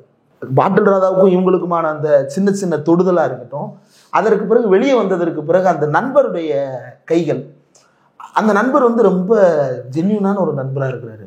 இவர் வந்து கையில் வந்து பையோட சஞ்சனா நடந்து வரும்போது இவர் மன்னிப்பு கேட்க வர்றாரு, அவருக்கு முன்னாடி நடந்து போயிடுறாரு. இவர் வந்து ஹாஸ்பிட்டலில் பார்க்க வர்றாரு பாட்டில் ராதா, பார்க்க வரும்பொழுது அவர் வெளியே போயிடுறாரு. அப்ப அது ரொம்ப அழகான ஒரு நட்பாக தான் இருக்கு. இல்ல, பாட்டில் ராதாவுமே ஜென்யூனா தான் இருந்தாரு. ஆமா ஆமா. ஏன்னா ஆரம்பத்துல பாட்டில் ராதா இல்லாம இருக்கிறப்பயே 1008 சந்தேகப்பட்ட பாட்டில், அவனோட பொட்டு வைக்கிறதே நீ அவனுக்காகத்தான் வைக்கிறேன்னு பேசின பாட்டில் ராதா, உண்மையிலேயே பக்கத்துல அவன் ஒரு ஆண் இருக்கிறான், அவன் கூட போறா வர்றா அப்படின்றதெல்லாம் இருந்த பிறகு எதுவுமே செய்ய முடியாத கண்ணை மேல தூக்கிட்டு இப்படி குனிஞ்சுக்கிட்டு இப்படி பாக்குற ஒரு நபரா நிக்கிறதும். ஏன்னா இவனால எதுவுமே பண்ண முடியாது, பாட்டில் ராதாவால ஒண்ணும் பண்ண முடியாது. இப்ப இதை கேட்டான்னு வைங்க, மறுபடியும் இன்னொரு அப்போ ஒண்ணு கண்ணத்துல விழுகும், அதை தாங்குறதுக்கு சக்தி கிடையாது. பை ஹார்ட்டாவே அவன் நம்மளுக்கு தகுதி இல்லைன்னு நினைச்சிட்டான். அப்படிதான் நான் புரிஞ்சுக்கிட்டேன். உண்மையிலேயே அதோட ரைட்டிங் அதுதானா? எனக்கு அதோட ஆல்மோஸ்ட் நீங்க சொல்றது தான் நாம. ஆனா நமக்கு நோக்கம் என்னன்னா, இப்ப ஹீரோ வந்து இந்த படத்துல காமனா ஆடியன்ஸ் பார்க்கும்போது ஃபர்ஸ்ட் வந்து ஒரு மேஸ்திரி ஆகணுன்ற கனவு, ஆனா அவன் தம்பி வந்து மேஸ்திரியா இருக்கான், அவங்ககிட்ட வேலை செய்யணும், குடிச்சிட்டு வேலை செய்யறான், ஆனா நான் பெரிய ஆளு, நான் பெரிய மேஸ்திரி ஆகண்டான்னு சொல்லிட்டு தான் ரீஹாப்குள்ள போகும்போதும் அப்படிதான் போவான். அவன் மேஸ்திரி ஆகிறான், அது ஒரு பெரிய அக்கம்ப்ளிஷ்மெண்ட்னு வச்சுக்கோங்களேன். குடிச்சு தான் செதஞ்சிருந்தவன் அதுலேருந்து ரெக்கவர் ஆகி மற்ற லைஃபையும் அந்த மாதிரி காப்பாத்துறதுன்ற ஒரு இது இருக்குன்னு வச்சுக்கோங்களேன். இதுவுமே ஒரு அக்கம்ப்ளிஷ்மெண்ட், சோஷியலா அந்த ஒரு இடம் இருக்கும். தன்னோட குடும்பத்துக்கு ஒரு பொறுப்பான ஒருத்தனா இருக்கான்னு வச்சுக்கோங்களேன். குடியை நிறுத்தி இதெல்லாம் பண்றான். ஆனா நான் உண்மையாவே நம்புறது, ஆனா அதை ஓப்பனா அதை வந்து பெரிய ஹீரோவோட ஜேர்னியா வைக்க முடியாம சைலண்டா வச்சதுங்கிறது வந்து குறைஞ்சபட்சம் இதுவாவது நம்ம இந்த படத்துல வச்சிடலாம்னு நினைச்சது, which I feel really really happy and proud அப்படிங்கிறது வந்து, அவன் வந்து இப்போ நீங்கள் சொன்னது தான், அவன் ஆரம்பத்தில் அந்த பொண்ணு வந்து எந்த ரிலேஷன்ஷிப்லையும் இல்லாதப்போ அவளை வந்து கேவலமாக அசிங்கப்படுத்தி பேசுவான். குடியை விட்டதுக்கப்புறம், குடியை விட்டதால் மட்டும் அவன் நல்லவன் ஆகலை, குடியை விட்டு நிறைய அனுபவத்துக்குள்ளே இருந்து ஒரு ஃப்ரெண்ட்ஷிப்போ ரிலேஷன்ஷிப்போ வாட் எவர் அந்த பொண்ணுக்கு ஒன்று இருக்குது, அதை பற்றி எந்த ஒரு சின்ன சலனமும் இல்லாமல், விமர்சனம் இல்லாமல், கேள்வி இல்லாமல், இவளை தான் முன்னாடி பார்த்த ஒரு பெண் தன்னை எவ்வளோ அன்பா இருந்தா தன்னோட அப்படிங்கிற இதுல இருந்து தான் அவன் திரும்ப பார்க்கறான். இந்த 10 வருஷம் தன்னோட குழந்தைக்கு தான் முட்டாள்தனமா இவ்வளோ கேவலமான ஒரு வாழ்க்கை வாழும்போது அவ அந்த குழந்தையும் குடும்பத்தையும் எவ்வளோ பிரச்சனைகளை எதிர்கொண்டு வளர்த்தெடுத்தா அப்படிங்கிறது இருக்குல்ல. இந்த மனம் அது எந்த ஒரு கேள்வியுமே இல்லாம திரும்ப அவளை நேசிக்கிற ஏத்துக்கிற ஒரு இடம் இருக்கும்ல.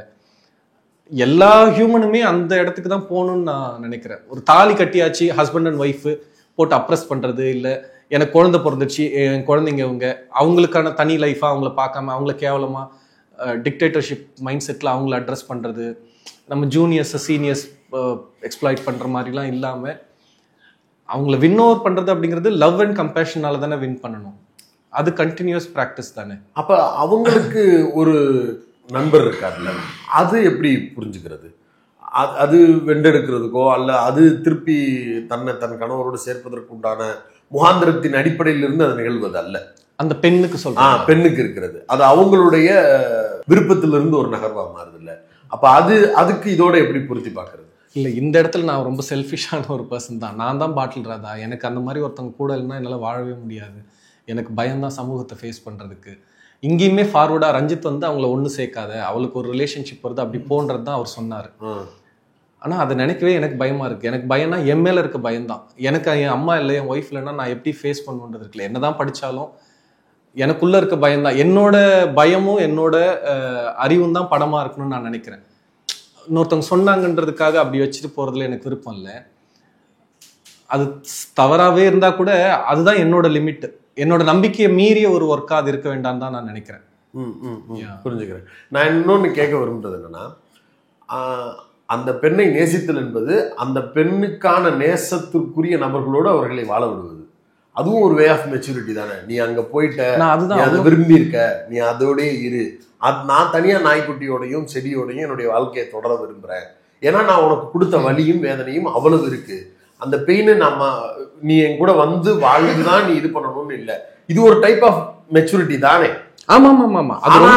நீங்க வேணாம்னு நினைச்சீங்கன்னு கேட்குறேன்.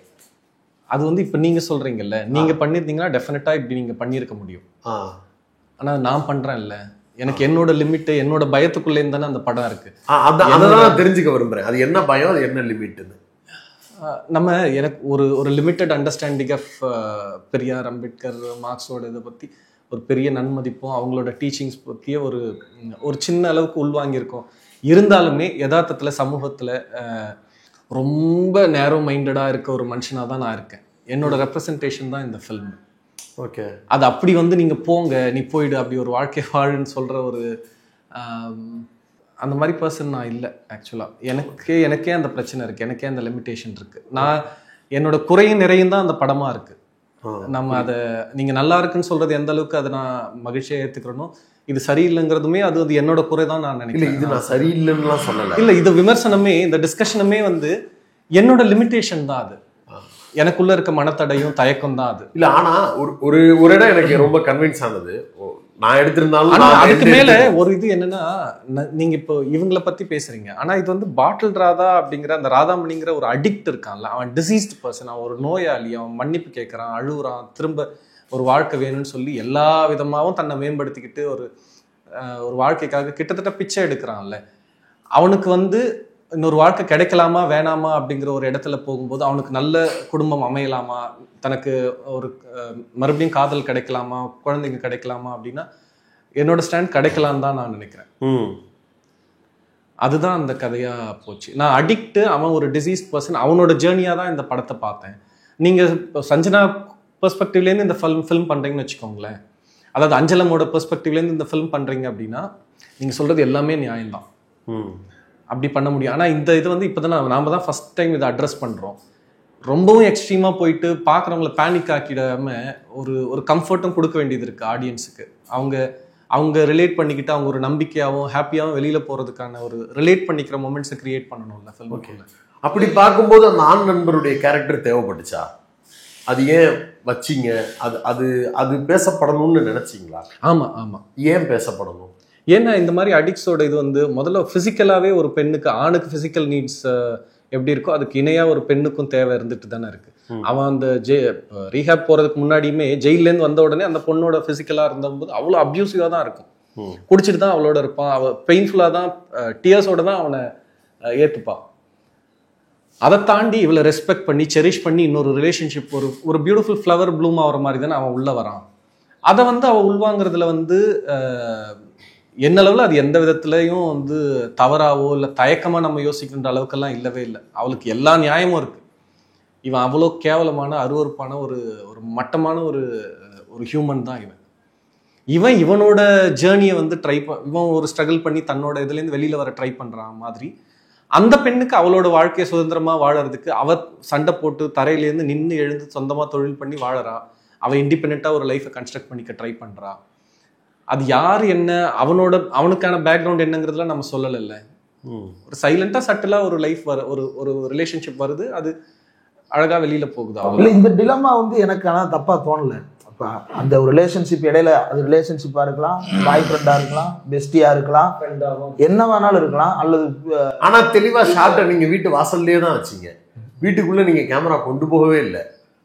அவரையும் நீங்க படியை தாண்டி உள்ள கூட்டு போகவே இல்லை. அது ஏன்னு இல்ல இன்னொன்னு என்னன்னாக்கா, அந்த ரிலேஷன்ஷிப் எங்கேயோ மறைமுகமா சந்திச்சு பேசுறாங்க, எங்கேயோ மறைமுகமா அவங்க ஏதோ ஒரு அன்பு வெளிப்படுத்துறாங்கன்னு மாதிரி காமிக்கல. அவங்க 2 பேரும் சேர்ந்து அந்த மக்கள் குடியிருக்கிற தெருவில் தான் போகிறாங்க. அவங்க ஹஸ்பண்ட் வரும்போது தான் போகிறாங்க, அங்கே கூடுறாங்க, குழந்தைகளை கூப்பிட்டு போகிறாங்க. அப்படி இருக்கும் பொழுது அது ரொம்ப ரெப்ரசன்டேஷன்லையுமே ஜான் விஜய் டாலர் கிறிஸ்டியன் காட்டினது, வீடு பாய் வீடு. இந்த சமூகத்தில் நான் எல்லாரோடையும் தான் பழகிறேன். ஆனால் படம்னு எடுக்கும்போது மட்டும் ஒரு குறிப்பிட்ட கேங்கோட மட்டுமே படம் வந்துட்டே இருக்கு. நான் இந்த மாதிரி ஒரு லைஃப் ஸ்டைலில் ஒரு முஸ்லீம் வீட்டில் வாடகைக்கு இருப்பேன், ஒரு கிறிஸ்டியன் என் கூட எப்பவும் பழகுவாரு. இந்த மாதிரி ஒரு லைஃப் ஸ்டைல் காட்டப்படுறதே இல்லை. ரொம்ப சொற்பமாக தான் காட்டுறாங்க. அதுவும் நீங்க ரஞ்சித் தோழர் இந்த மாதிரி யாராவது முற்போக்கான ஆட்கள் காட்டினா தான் உண்டு. அது ரொம்ப அழகா இருந்தது. அப்புறம் குரு சோமசுந்தரத்தோட சட்டை, அது ஏகே அகமது போனா கடைசி ரோல்ல இருக்கிற ஒரு 50 ரூபா மீட்டர் சட்டை. அது அந்த செக்குடு ஷர்ட்டு, அதுல இருக்கிற கலர் சிங்குச்சான்ற கலர் தான் இருக்கும். அந்த சட்டை அழகா இருந்துச்சு. லுங்கி மாரி செல்வராஜோட படத்துல அந்த கர்ணன்ல பார்த்தப்ப எங்க ஊர்ல கட்டுற அந்த லுங்கி இருக்கும். கிட்டத்தட்ட இந்த லுங்கி வீட்டுல நம்ம 50 ரூபா துவைச்ச ஒரு கைலி எப்படி இருக்குமோ அந்த கைலி சட்டை எல்லாமே நல்லா இருந்துச்சு. எனக்கு ரொம்ப பிடிச்சிருந்துச்சு. எதுவுமே அந்நியமாவே தெரியல. எந்த மெட்டீரியலுமே இல்லாத ஒன்றை கொண்டு வரவே இல்லை. அதெல்லாம் அது ஏகன் அவரோட டிசைன் தான். அவர் கதை படிச்சுட்டு அவர் இந்த மெட்டீரியல் இந்த லைஃப் இதுதான் அப்படின்னு சொல்லிட்டு அவர் ஒரு ஸ்டடி பண்ணி கொண்டு வந்தாங்க. ஓகே, ஏகாம்பரம் சொல்லிட்டு சார்பேட்டா அவர் தான் பண்ணாரு. எனக்கு சார்பேட்டா பார்த்தோன்னே இவனோட ஒர்க் பண்ணணும் அப்படிங்கிற மாதிரி போயிருந்தது. இத்தனைக்கும் அவர் ஷூட்டுக்கு 1-2 நாள் தான் வந்தார். அவங்க அசிஸ்டண்ட்டை வச்சு தான் பண்ணாரு. பட் அந்த ரிசர்ச் மெட்டீரியல் சூஸ் பண்ணுறதுலேயே அவர் ஃபைனான ஒரு ஒர்க் பண்ணிட்டாங்க. ரொம்ப நல்லா பண்ணியிருக்காங்க. அப்புறம் சஞ்சனா போர்ஷன் ஒன்னே ஒன்று மட்டும், அவங்களுமே கட்டாய திருமணம்னு பண்ணிக்கல. அவங்களும் ஒரு காலத்துல உருக 2 பேரும் ஒருத்தர் உருகி லவ் பண்ணி தான் கல்யாணம் பண்ணாங்க. அப்ப அவர் குடிக்கு அடிக்ட் இல்ல ஆமா இல்ல ஸ்லோவா ஸ்டார்ட் ஆன ஒரு டைம் நம்ம அதை சொல்ல வேண்டாம்னு எனக்கு தோணுச்சு. அது பெரிய இன்னொன்னு குடி ஏதோ ரீசனால அவன் குடிக்க ஆரம்பிச்சான். இது பண்றதுன்றது எந்த ரீசனால குடிச்சாலுமே குடின்றது வேணான்னு தான் நம்ம சொல்றோம். அதை ரீசனை சொல்லி என்ன ஆயிட போகுதுன்றது தான் நமக்கு. அதை சொல்லிலாம் எப்படி வேணாலும் சந்தோஷமா ஆரம்பிக்கட்டும், இல்லை பெயினால ஆரம்பிக்கட்டும், எப்படி ஆரம்பிச்சாலும் அது இந்த இடத்துக்கு கொண்டு நிறுத்தும். அது அந்த பாட்டில் அந்த படிநிலைகள் வரிசையா வரும். கேஸ் விலை ஏறிடுச்சு, காசு இல்லை குடிச்சேன், காய்கறி ஏறிடுச்சு குடிச்சேன், பெட்ரோல் விலை ஏறிடுச்சு குடிச்சேன், காரணமே இல்லை குடிச்சு பழகிட்டேன், அதனால காரணமே இல்லை குடிச்சுக்கிட்டே இருக்கேன்டா அப்படின்னு சொல்லிட்டு தான் அந்த பாட்டை ஆரம்பிக்கும். அதுவுமே வரிகளுமே சும்மா ஒரு குடிப்பாட்டு வைக்கணும் அப்படின்ற மாதிரி வைக்காம அதுல 2 வரி, சமத்துவ மதுபான கூடமே அழகிய மதுச்சாலை கீதமே. அது ரொம்ப நல்லா இருந்துச்சு. யார் தோழர் லிரிக்ஸ்? அது பாக்கியம் சங்கர் தோழர் தான் எழுதினாரு. அவருக்கு அந்த நண்பர்களோட குடிக்கிற அந்த கேங்கோட நல்ல ஒரு நெருக்கமா இருக்க ஒரு பர்சன். இந்த கதை சொன்ன உடனே அவருக்கு ரொம்ப பாட்டை பத்தி மிஸ்கின் உங்கள்ட்ட ஏதாவது ஷேர் பண்ணாரா? ஏன்னா ரீசெண்டா தமிழ்நாட்டுல இதுக்கு முன்னாடி வந்த பாராந்தம் நாட்டுல நம்ம ரோட்டுல அப்படின்றது, அதுக்கு முன்னாடி வந்த பாராந்தம் அப்படின்னா அதுவும் மிஸ்கின் தான். வா வா வா அப்படின்ற அந்த பாட்டு. இப்ப அவரை ப்ரிவியூ காட்டிருக்கீங்க, அவர் அந்த பாட்டை பத்தி ஏதாவது? இல்ல அதை பத்தி அவர் பேசல. அவர் நீங்க அப்ப தனியா பாட்டை போட்டு காட்டுங்க, ஏதாவது கேட்கணும்.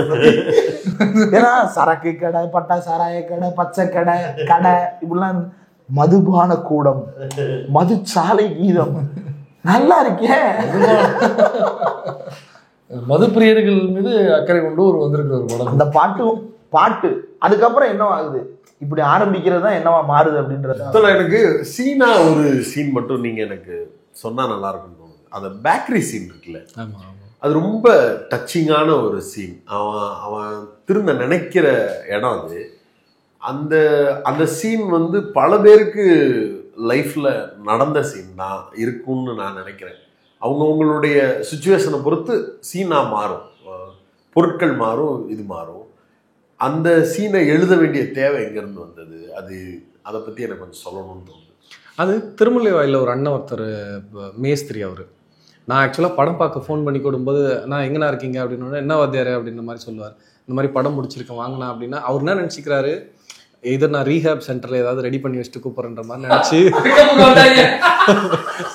இங்கே இருக்கேன் அப்படின்வாரு. திருமலையில் வந்துட்டு நான் எங்கண்ணா இருக்கீங்க அப்படின்னா, இல்லை தலைவரை நான் இங்கே போயிட்டேன், திருநூர் போயிட்டேன் அப்படின்வாரு. திருநூர் சைடு போனோம்னா அந்த செவ்வாய்ப்பேட்டை போயிட்டேன்னுவாரு. இப்போ வரலாம் அவர்கிட்ட படத்தை காமிக்கவே முடியல. படத்தை காமிக்கிறது கூட ஒரு ஸ்வீட் வாங்கி எடுத்துட்டு போனோம், ஒரு 1/2 கிலோ ஸ்வீட்ஸ் வந்து பைக்கில் முன்னாடி வச்சுட்டு நேராக பார்த்தா கொடுத்துட்டாவது நன்றி சொல்லலாம் அப்படின்னா வந்து இன்னைக்கு வரலாம் சந்திக்கவே முடியலன்னு வச்சுக்கோங்களேன். அவர் வந்து குடிச்சு இருந்தப்போ வந்து அவர் அது வந்து ஒய்ஃப் வந்து அவங்க அண்ணன் வீட்டுக்கு போயிட்டு அங்கே தனியாக இருந்திருக்காங்க. ஒரு 6-7 மாதம் இருந்தப்போ வந்து குடியை நிறுத்திட்டு இவர் போவார் வாரம். அது வரலாம் குஷ்ட அமுக்கலம் பண்ணிட்டு இருந்தவர் வந்து வார கடைசியில் வர சம்பளத்தை எடுத்துட்டு போய் பொருட்கள் வாங்கி போய் வச்சிருவாரு. இனிஷியலாக ஒரு 4-5 வாரம் சண்டை போட்டு திட்டிக்கிட்டு இது பண்ணியிருக்காங்க. ஆனால் எல்லாத்தையும் பொறுத்துட்டு போயிட்டு வச்சுட்டு வந்துடுவார். அந்த மாதிரி நடந்துக்கிட்டே இருக்கும். அதோட கண்டினியூவேஷன் தான் அவரோட இதுலேருந்து.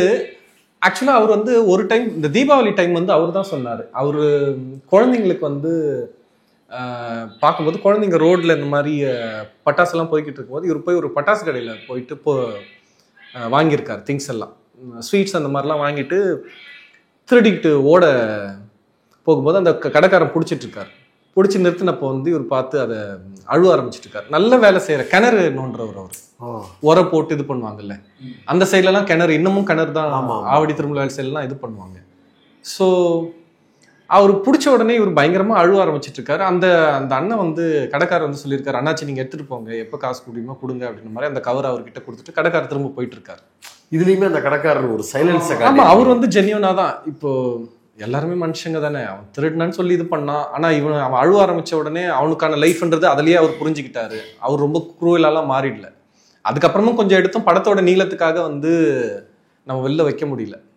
ஆக்சுவலா என்னவா வச்சிங்க கொடுக்குற மாதிரி அவரு இது பண்ணதான் சொல்லுவார். அவரை கெஸ்டர் பண்ணி கம்ஃபர்ட் பண்ண ட்ரை பண்ண, அடிச்சதுக்கு இது பண்ணி அவரை ரிலாக்ஸ் ஆக்குவார். ஆட்டிருக்கலாம், அதெல்லாம் இடத்துல எடுத்துருக்க. ஆனா அவர் தட்டி விட்டுட்டு அழுதுகிட்டே அந்த இதையும் விட்டுட்டு அப்படியே போயிடுவார். கடைக்காரர் அப்படியே பாவமா நிக்கிற மாதிரி இருக்கும். இல்ல ஆனா அது எல்லாமே அவருடைய ஒரு லுக்கு வந்து கன்வே பண்ணி அவர் அந்த பார்வையிலே கம்ஃபர்ட் பண்ணிட்டாரு. அதுக்கப்புறம் அந்த பொருள் எடுக்கப்பட்டிருக்கலாம்னு தோணுச்சு எனக்கு. அந்த பொருள் வந்து அந்த குழந்தைங்களுக்கு போய் சேர்ந்திருக்கலாம்னு தோணுச்சு. நம்பிக்கைன்றதுக்காக எல்லாத்தையும் நம்பிக்கையா காட்டு. 1-2 இடத்துல நம்பிக்கை இல்லாம தான்ப்பா போகும். முக்கியமான நம்பிக்கைகளை மட்டும் பார்த்துட்டா போகும். அந்த அளவுக்கு இல்லை, நானும் அது மாதிரி கடந்திருக்கிறேன். எனக்கு ஒரு தேவை இருந்து ஒரு வேலையை தப்பா செஞ்சு அதுல இருந்து வந்த பணத்தை வச்சு என்னுடைய தேவைக்காக பயன்படுத்தி திருப்பி அந்த பணத்தை கொண்டு போய் அந்த இடத்துல வைக்கிறதுக்கு ட்ரை பண்ணி அப்ப நான் மாட்டி அது எனக்கு நடந்திருக்கு. அது வந்து எனக்கு கனெக்ட் ஆச்சு. ஃபாதர் அம்ப்ரோஸ்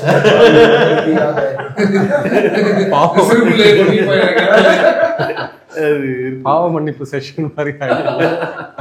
அப்புறம் அந்த மறுபடியும் பிளாஷ்பேக் ஒன்று கட் பண்ணி அவங்க எப்படி லவ் பண்ணாங்க அப்படின்றத. அந்த லொகேஷன் எங்கன்னு இருக்குது? லொகேஷன் சென்னையில அங்க எப்படி உள்ள என்னக்கா நமக்கு நம்ம நிறைய கடந்து வந்திருப்போம், ஆனா அதை காமிக்கும் போதுதான் எங்க இருக்கு அப்படின்னு சொல்லி கேட்போம். அது புழல் ஏரி தான், அம்பத்தூர் பின்னாடி இருக்காது. Ambattur Kallikuppam back side, Redhills Puzhal jail back side இருக்கிறதும் புழல் ஏரி. அதோட இன்னொரு எட்ஜ் வந்து திருமலை வாயில் பின்னாடி வரும், அம்பத்தூர் பின்னாடி கள்ளிக்குப்பம் பேக் சைடு வரும். கள்ளிக்குப்பம்லேருந்து கொஞ்சம் அப்படி முன்னாடி போனீங்கன்னா ஏரியை ஒட்டி இருக்க இடம் தான் அது. எனக்கு அந்த ஏரியை ஒட்டி இந்த கதை நடக்கணும், கதாபாத்திரம். ஏன்னா ஒரு இதுக்குள்ள போறான், ரீஹேப்குள்ள போறான். அந்த ரீஹேப் அந்த காம்பேக்டான இடத்த வந்து ஏத்துக்கவே முடியாத ஒருத்தன் நான் இருக்கணும்னா அதுக்கு ஆப்போசிட்ல அவ்வளோ வாஸ்டா அவன் குடிக்கிறதுலாம் பார்த்தோம்னா பிரம்மாண்டமா வாஸ்டா அப்படி ஓப்பன் ஸ்பேஸ்ல அப்படி குடிக்கிற ஒருத்தரா தான் அவர் இருப்பாரு. எங்கேயுமே ஒரு 4 சோத்துக்குள்ள சந்துல நின்று குடிக்க அந்த மாதிரி வாஸ்டா ஏரியோட பயங்கரமான ஒரு இடத்துல அப்படி குடிக்கிறதுமே ரசனையா ஒரு ஓப்பன் ஸ்பேஸ்ல அப்படி பண்ற ஒரு ஆள் தான் அவன். அப்படி ரசனையான ஒரு ஆளை போய் இப்படி பண்ணிட்டு அப்புறம் ஜான் விஜய் கேரக்டர். பொதுவா ஜான் விஜயை தூக்குனா அபியூஸ் பண்றதுக்குன்னே நம்ம சில நடிகர்களை ஆமா நான் என்ன நினைச்சேன் அவனை அபியூஸ் பண்றாரு படத்துல இவனை போட்டு அபியூஸ் பண்றா. அப்ப நான் சார் பிரகாஷ் ராஜ் ஜான் விஜய் வந்து இப்ப ரீசெண்ட் அடிக்ஷன் அதுல அவர் அந்த கேரக்டர் அடிக்ஷன் அவர் அடிக்ஷன் அவரை போட்டு அபியூஸ் பண்றது. ஆனா ஜான் விஜய் உள்ள அந்த கேரக்டர்ல நிக்கும் போது இவன் நல்லவனா கெட்டவனா ரொம்ப கொடுமைப்படுத்தவனா. நான் என்ன எதிர்பார்த்தேன்னா இது எப்ப கெட்டவனா காமிக்க போறேன், எப்ப மாற போகுது, ஒரு டிரான்ஸ்ஃபர்மேஷன் ஏதோ ட்விஸ்ட் இருக்குதுக்குள்ள பார்த்தோம்னா இல்ல. ஓகே அப்பதான் நீங்க என்ன பண்ணீங்க, படார்னு கண்ணத்துல அப்படியே டேய் அவன் கடைசி வரைக்கும் நல்லவனாவே இருக்கலாம்டா, ஏன்டா அப்படி குரூரமா இருக்கிற, நல்லா பாடுறா மனுஷங்க அப்படின்ற மாதிரி நீங்க சொல்றீங்க. உண்மையிலே அந்த கேரக்டர் வந்து அந்த பாட்டில் ராதாவோட உட்காந்து பேசுற அந்த சீனு, அப்புறம் அந்த போலீஸ் ஸ்டேஷன்ல இருந்து வெளியே வரும்போது ஒரு கையறு நிலையில இவனை காப்பாற்ற முடியுமா முடியாதா, அதாவது ஊசி போட்டு போத அவர் பேர் என்ன, அவர் ரெட்டு சின்ன பையன் ரெட்டை காப்பாற்ற முடியுமா முடியாதான்ற ஒரு கையறு நிலையில வெளியே வந்துட்டு பூரா பேரையும் பார்த்து போய் தொலைடா போடா அப்படின்னு சொல்லிட்டு அவர் அப்படி போற சீனு. அப்புறம் அந்த கடைசியா பாட்டில் ராதாட்ட உட்காந்து ஒரு நாய்க்குட்டி, ஒரு டீ, ஒரு பிஸ்கட்டு, ஒரு செடி, அந்த கூவமா புழல் ஏறி புழல் ஓரத்துல உட்காந்து அந்த சீனு, அது ரொம்ப சூப்பரான சீன். அவர் பேசுறது வந்து நீங்க அந்த இடத்துல ஒரு பேத்தோஸை போட்டு பிளாஷ்பேக் போயிருக்க கூடாது. இல்ல அடிக்ஷனுக்கு இப்ப நம்ம சொன்னோம் இல்லைங்களா, அடிக்ஷன் அப்படிங்கிறது ஒரு 100 பேர் அடிக்டா இருக்காங்கன்னா அதுல 100 பேர் குடிக்கிறாங்கன்னா அடிக்ட் ஆகுறதுங்கிறது ஒரு 15-20% தான் வச்சுக்கோங்களேன். யாரா வேணாலும் இருக்கலாம். இப்போ நம்ம 4 பேர் குடிக்கிறோம்னா இதுல கண்டிப்பா ஒருத்தர் வந்து இல்ல 5 பேர்ல ஒருத்தர் அடிக்டா ஆயே தீருவாங்க. அதுக்கு வந்து அவங்களோட சைல்ட்ஹுட் ட்ராமாவா இருக்கும், இல்லை ஜெனட்டிக்லாம் நிறைய ஃபேக்டர்ஸ் இருக்கும், இல்லை இந்த நிதர்சனத்தை யதார்த்தத்தை ஃபேஸ் பண்ண முடியாமல் இதுலேருந்து எஸ்கேப் ஆகிறதுக்கு அதுக்குள்ளே போகிற மாதிரிலாம் போவாங்கன்னு வச்சுக்கோங்களேன். இது வந்து இவ்வளோ சேலஞ்சிங்கான ஒரு இது. ஸோ ரொம்ப டஃப் இதுலேருந்து வெளியில் வர்றது. அந்த கேரக்டர் இத்தனைக்கும் அவர் மெடிசன் படித்த ஒரு கேரக்டர், அது அவருக்குமே அது டஃப் தான். அந்த அசோகன் கேரக்டர் இந்த மெடிசன் ட்ராப் அவுட் கிட்டத்தட்ட ஃபைனல் இயர் 3rd 4th இயரில் தான் அவர் இது பண்ணுவாங்க. அது ஒரிஜினலாகவே அந்த மாதிரி 2-3 பேரை சந்திச்சேன் நான். 4-5 பேரோட கல்மினேஷன் தான் அந்த கேரக்டர். நிறைய பேர் இருக்கிறாங்க. அப்படிதான் நான் வச்சிருந்தேன். நீங்க ஜான் விஜயனை பத்தி பேசுறதுன்னா ஜான் விஜயனோட என்ன உள்குத்தமா இருக்குங்க. இதுவும் டிராப் அவுட் தான். ரஷ்யா வரைக்கும் போயிட்டு திருப்பி வந்துருவாங்க. ஃபாதர் ஆம்பரோஸ் பாவ மன்னிப்பு அறிவிறாங்க.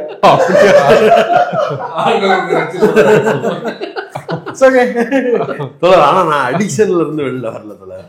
நீயே மாத்தப்படுற கை நடுங்குது. ரஷ்யால இருந்து மட்டும் திரும்ப வந்திருக்கீங்க. நான் டாக்டர் பண்ணேன் தோழர், அப்புறம் டிஸ்கன்டினியூ பண்ணிட்டு வந்துட்டேன். வேறு பிரச்சனை வேறு காரணங்களால வந்தாரு. சும்மா ஒரு பாசிங் உள்நகைச்சு. அவர் ஜான் விஜயனை வந்து வெளியில சினிமால நம்ம பாக்குறது ஒண்ணு இருக்கு.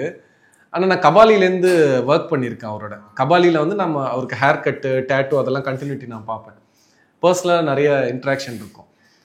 கபாலியில் அவருக்கான சேலரியே ரொம்ப கம்மின்னு வச்சுக்கோங்களேன். ஆனால் நான் நல்ல ஞாபகம் இருக்குது, மலேசியாவில் அந்த லாஸ்ட் டே ஷூட்டிங் அப்போ எனக்கு நைட் வந்து ஒரு 12 மணிக்கு ஃபோன் பண்ணி எத்தனை அசிஸ்டன்ட்ஸ் எல்லாரோட நேமும் அரைவ் பண்ணி இவங்க எல்லாருக்கும் கல்யாணம் ஆயிடுச்சா, குழந்தைங்க இருக்காங்களான்னு கேட்டு இவங்களுக்குலாம் என்னெல்லாம் வாங்கி கொடுக்கலாண்டா அப்படின்ற மாதிரி ஒரு லிஸ்ட் அரைவ் பண்ணி எல்லாருக்கும் அடுத்த நாள் ஃப்ரீயாக ஒரு ட்ராவல் பண்ணி வாங்கி எடுத்துகிட்டு வந்து ஒவ்வொருத்தவங்களுக்கும் கிஃப்ட் பண்ணாங்க.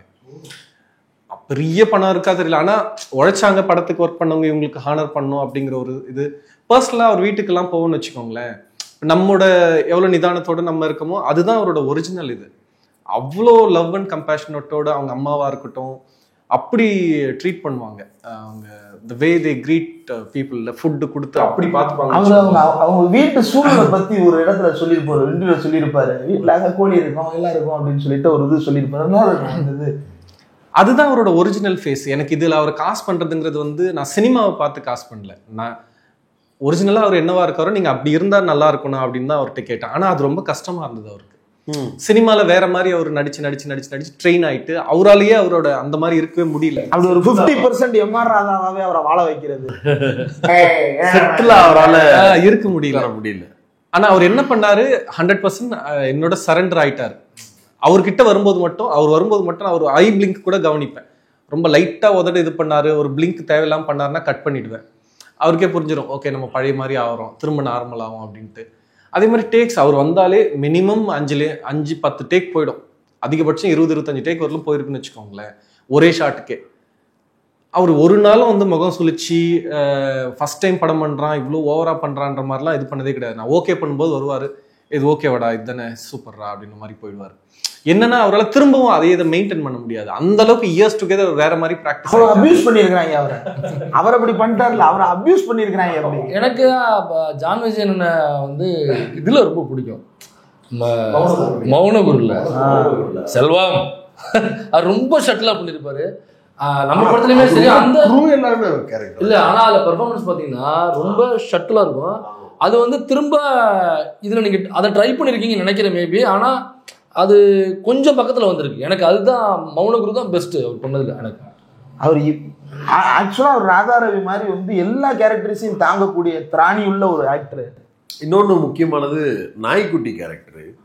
நீங்கள் ஒரு கமிட்மெண்ட்டாக நீ வளர்க்கணும் அப்படிங்கிறதுக்காக ஒரு உயிரை கொடுக்கணும் அப்படின்றதுக்காக கொடுக்குறீங்களா, இல்லை இயல்பாக ஒரு சொல்லாடல் உண்டு, எப்பேற்பட்ட குரூரமான மனுஷனும் நாய் மாதிரியான ஒரு ஜீவராசிகளோடு பழகும்போது இயல்பாக அதில் ஒரு மென்மையான மனநலம் மாறும் அப்படின்னு ஒரு தேதி சொல்லுவாங்க. அப்ப அப்படி ஒரு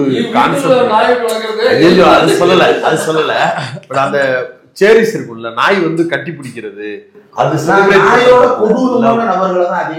இருங்க கேட்டுக்கிறேன். அந்த பெட் பதிவு பண்ணி அது ரிலேட்டடான விஷயம் எதனால எழுதப்பட்டது, அது கமிட்மெண்ட்டுக்காக மட்டுமே கொடுக்கப்பட்டதா? இல்லை, எனக்கு பர்சனலாக இந்த பெட் லவ் அதில் வந்து நான் அப்படி இருந்ததே கிடையாது. எனக்கு அதை பற்றி எந்த உணர்வுமே இல்லைன்னு வச்சுக்கோங்களேன்.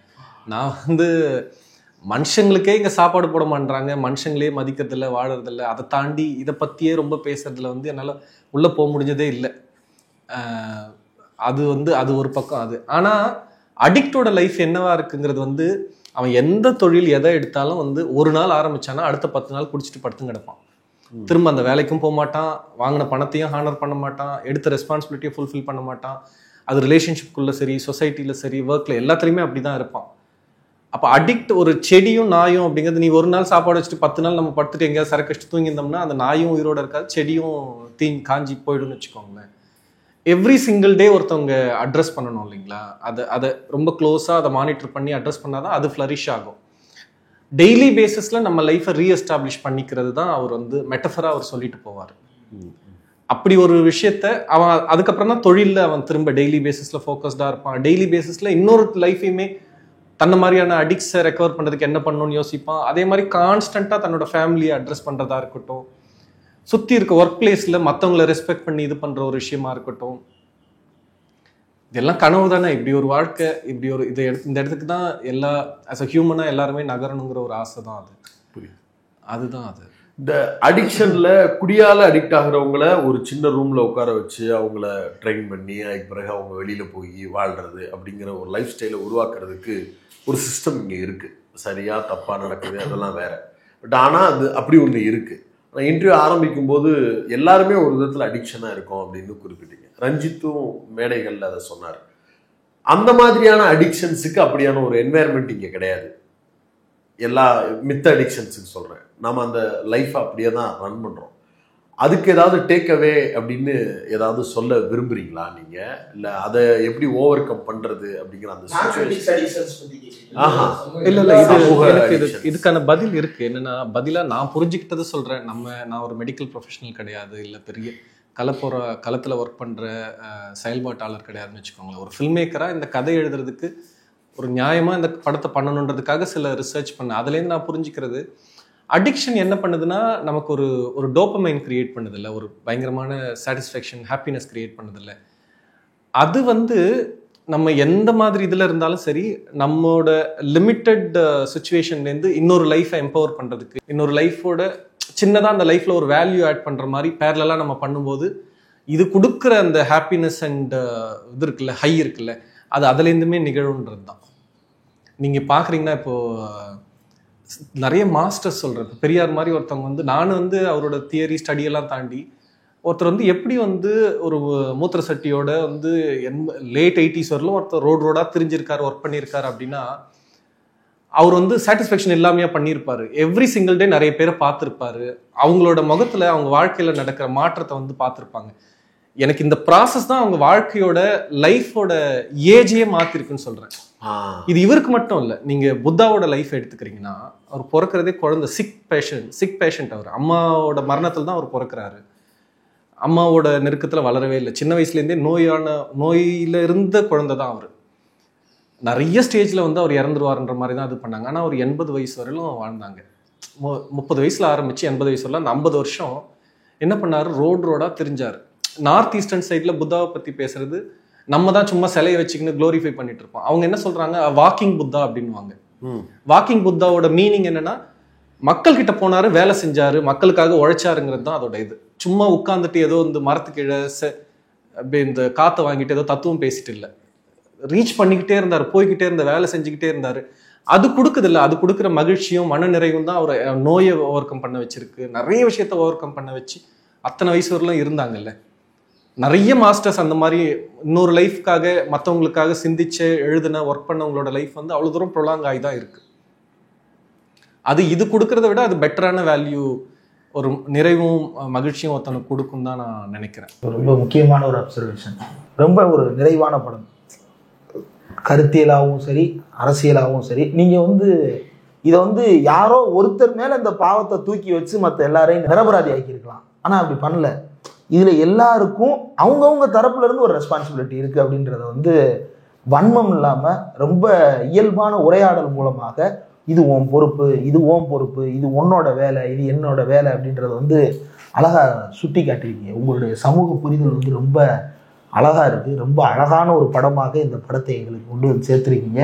தேட்டரை எல்லாரும் இதை பார்த்துட்டு ஒரு சிலர் வந்து அந்த அடிக்ஷன் போர்ஷன் பார்த்துட்டு முழுக்க இது மட்டுமா அப்படின்னா அப்படி இல்லை, ரொம்ப என்ஜாயபிளான ஒரு மூவி.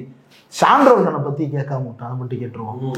ஷான் ரோல்டன் அவருடைய ஒர்க்கு எனக்கு தெரிஞ்சு பொதுவாக ப்ரிவியூ ஷோஸ் அப்படிங்கும் பொழுது ரொம்ப ஒரு யோசனை இருக்கும். ப்ரிவியூ ஷோவில் வந்து முடிச்சு, ஏன்னா சில படங்கள் வந்து ரொம்ப அப்படியே புழிஞ்சிரும். அது வந்து அதுக்கடுத்து ஒரு 2-3 நாள் ஆகும் அதுலேருந்து மனதளவில் ஓவர் கம் பண்ணுறதுக்கு. அந்தளவுக்கு அது வந்து ஹார்டு ஹிட்டிங்காக இருக்கும். இது சப்ஜெக்ட் ஹார்டு ஹிட்டிங், பட் ஆனால் ரொம்ப ஹோப்ஃபுல்லாக இருந்தது. அதுக்கு முக்கியமான காரணம் படத்துடைய பின்னணி இசைன்னு நினைக்கிறேன். அட்டி ஏற்று பேத்தோஸ் ஏற்று அழு, கண்ணீர் விடு, அழு, கதறு அப்படின்னு சொல்லாமல் ரொம்ப அழகாக எல்லா சாங்ஸும் நல்லா இருந்துச்சு. அவரோட ஒர்க் எப்படி? ஷானோட இது எனக்கு ஷானோட நான் பொருத்தி பார்க்குறது சரியாக தெரியல. ஆனால் ராஜா சாரோட சென்சிபிலிட்டி அவருக்கு இருக்கும். ரொம்ப மினிமலான மியூசிக் இன்ஸ்ட்ருமெண்ட்ஸ் வச்சுப்பாங்க, வரிகளுக்கு வார்த்தைக்கு வந்து ஸ்பேஸ் கொடுக்கறது, ரொம்ப கிளம்ஸியாக ஆக்கிக்க மாட்டார், காம்போசிஷனாக ஃபைனாக பண்ணிடுவார். அந்த ஒரு தன்மை வந்து இதாக இருக்கும். இன்னொன்று வந்து இந்த கதை படித்து ப்ரொடியூசர்ஸ் பணம் கொடுக்கறதுக்கு முன்னாடிலேருந்து இந்த கதை நல்ல கதை, இதுக்கு நம்ம ஒர்க் பண்ணுவோம்னு சொல்லிட்டு அவர் அட்வான்ஸ் வாங்குறதுக்கு முன்னாடிலேருந்தே என்னோட இன்ட்ராக்ட் பண்ண ஆரம்பிச்சிட்டாரு, ஒர்க் பண்ணிக்கிட்டே இருந்தார். எல்லாத்துக்கும் மேலே பேக்ரவுண்ட் ஸ்கோர் நீங்கள் சொன்ன மாதிரி வந்து நான் இங்கெல்லாம் சைலன்ஸ்ன்னு சொல்கிறேன், அந்த இடத்த வந்து அவர் சைலன்ஸாக தான் பார்த்தார். அங்கே வந்து கரெக்ட், இங்கே வேண்டாம் அப்படின்ற விஷயம் கிட்டத்தட்ட நான் சொல்கிறதுக்கு முன்னாடி அவர் சொல்லிடுவார், இல்லை நான் வந்து இங்கே சைலன்ஸு மியூசிக் வேண்டான்ற ஒரு கால் எடுத்தோம். எனக்கு அதுதான் பெரிய இதுவாக நினைக்கிறேன். அதுதான் நம்ம பர்சனாலிட்டி, அப்படி அந்த ஃபில்ம் இருக்கணுங்கிறது தான் நம்ம முடிவு எடுக்கிறோம். அங்கே ஒரு மியூசிக் டைரக்டர் வந்து நான் இப்போ தான் படம் ஆரம்பிக்கிறேன், ஒரு 15 வருஷம், இத்தனைக்கும் இந்த படத்துக்கு முன்னாடியே வந்து ஜெய்பீம்ன்றது ஒரு மாஸ்டர் பீஸாக ஒரு ஒர்க் பண்ணிட்டு வராங்க. அவங்க வந்து நம்மளோட வாய்ஸை லிசன் பண்ணிட்டு ஒர்க் பண்ணது வந்து பெரிய ஒரு எனக்கு பெரிய குட் ஃபார்ச்சூன் தான். அவர் ஒர்க் பண்ண சவுண்டு அது மழை பெய்யும் போது மழையிலே நிற்கிற மாதிரி இருந்துச்சுங்க தேட்டரில். அது சுரேனோட ஒர்க்.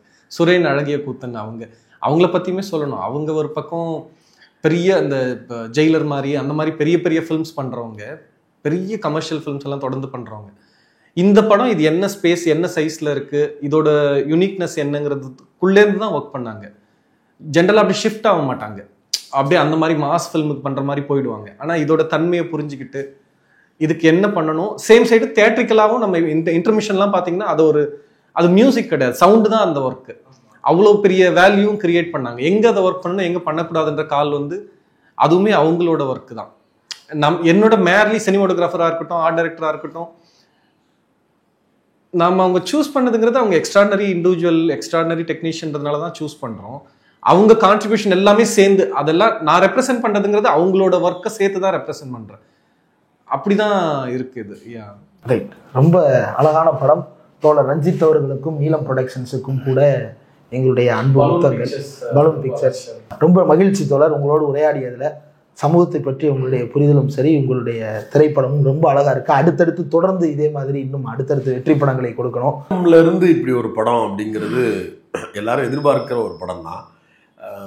நீலம்ல படம் வந்தாலே அது குறிப்பிட்ட சாதி குறித்து பேசுது, சாதிய பிரச்சனைகள் குறித்து மட்டும் பேசுது அப்படின்னு நினைக்கக்கூடியவங்களுக்கு இந்த படம் அதையும் தாண்டி ஒவ்வொருத்தவங்கள்ட்டையும் பேசுதுன்ற சென்ஸோட வரணும்னு தோணுது.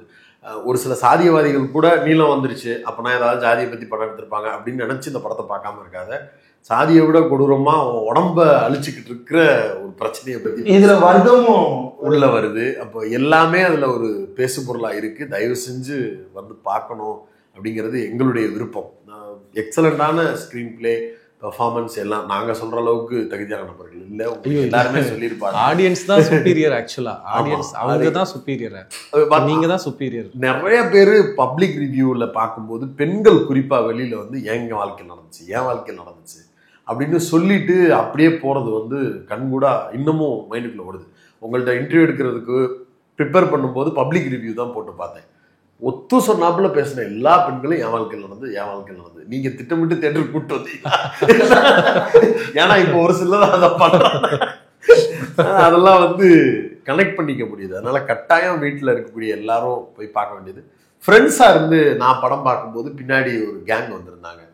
ஒவ்வொரு சீனையும் சொல்லும் போது டே பிரவீன், டே கர்ணா அப்படின்னு அவன் கேங்குக்குள்ள அவன் போய் பார்த்தேன். எனக்கு பின்னாடி உட்காந்துருந்தாங்க. தேட்டர் வேண்டாம், பின்னாடி தான் உட்காந்தாங்க. நீ பார்க்கணுன்னு தான் அந்த படத்தை கூப்பிட்டு வந்தேன் அப்படின்னு படம் முடிஞ்சு போகும்போது எல்லாருக்கும் கனெக்ட் பண்ணக்கூடிய ஒரு படம். நான் ஃபேமிலியோட போகணும், நான் 2வது இடம் பார்க்கணும். ரொம்ப நான் ப்ரிவியூ ஷோ வரல தோழர், அதனால டிக்கெட் புக் பண்ணி பார்த்தேன். ப்ரிவியூ ஷோ வந்ததுனால போக மாட்டேன்னு உட்காந்துருக்காங்க.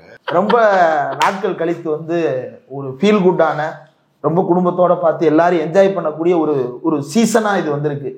பாட்டில் ராதாவா இருக்கட்டும், குடும்பஸ்தனா இருக்கட்டும், தொடர்ந்து இது போன்ற படங்கள் அதிகம் வரணும். எல்லாரும் பார்த்து தொடர்ந்து பேசக்கூடிய அளவுக்கு உரையாடுவதற்கான ஜனநாயகபூர்வமான வெளியோடு இந்த படங்கள் வந்திருக்கிறது அப்படின்றது தான் ரொம்ப இதுல பேசுறதுக்கு இவ்வளவு இருக்கு. அதே போல எங்கேயுமே வன்மமா ஒவ்வொருத்தரையும் வந்து தள்ளி விடாம வா எல்லாரும் வா பேசு அப்படின்றதுல வந்து ரொம்ப நல்லா இருந்தது. ரொம்ப ரொம்ப சந்தோஷமா இருக்கு தோழர். ரொம்ப மகிழ்ச்சியான படம் தோழர். ரொம்ப நன்றி தோழர். நன்றி.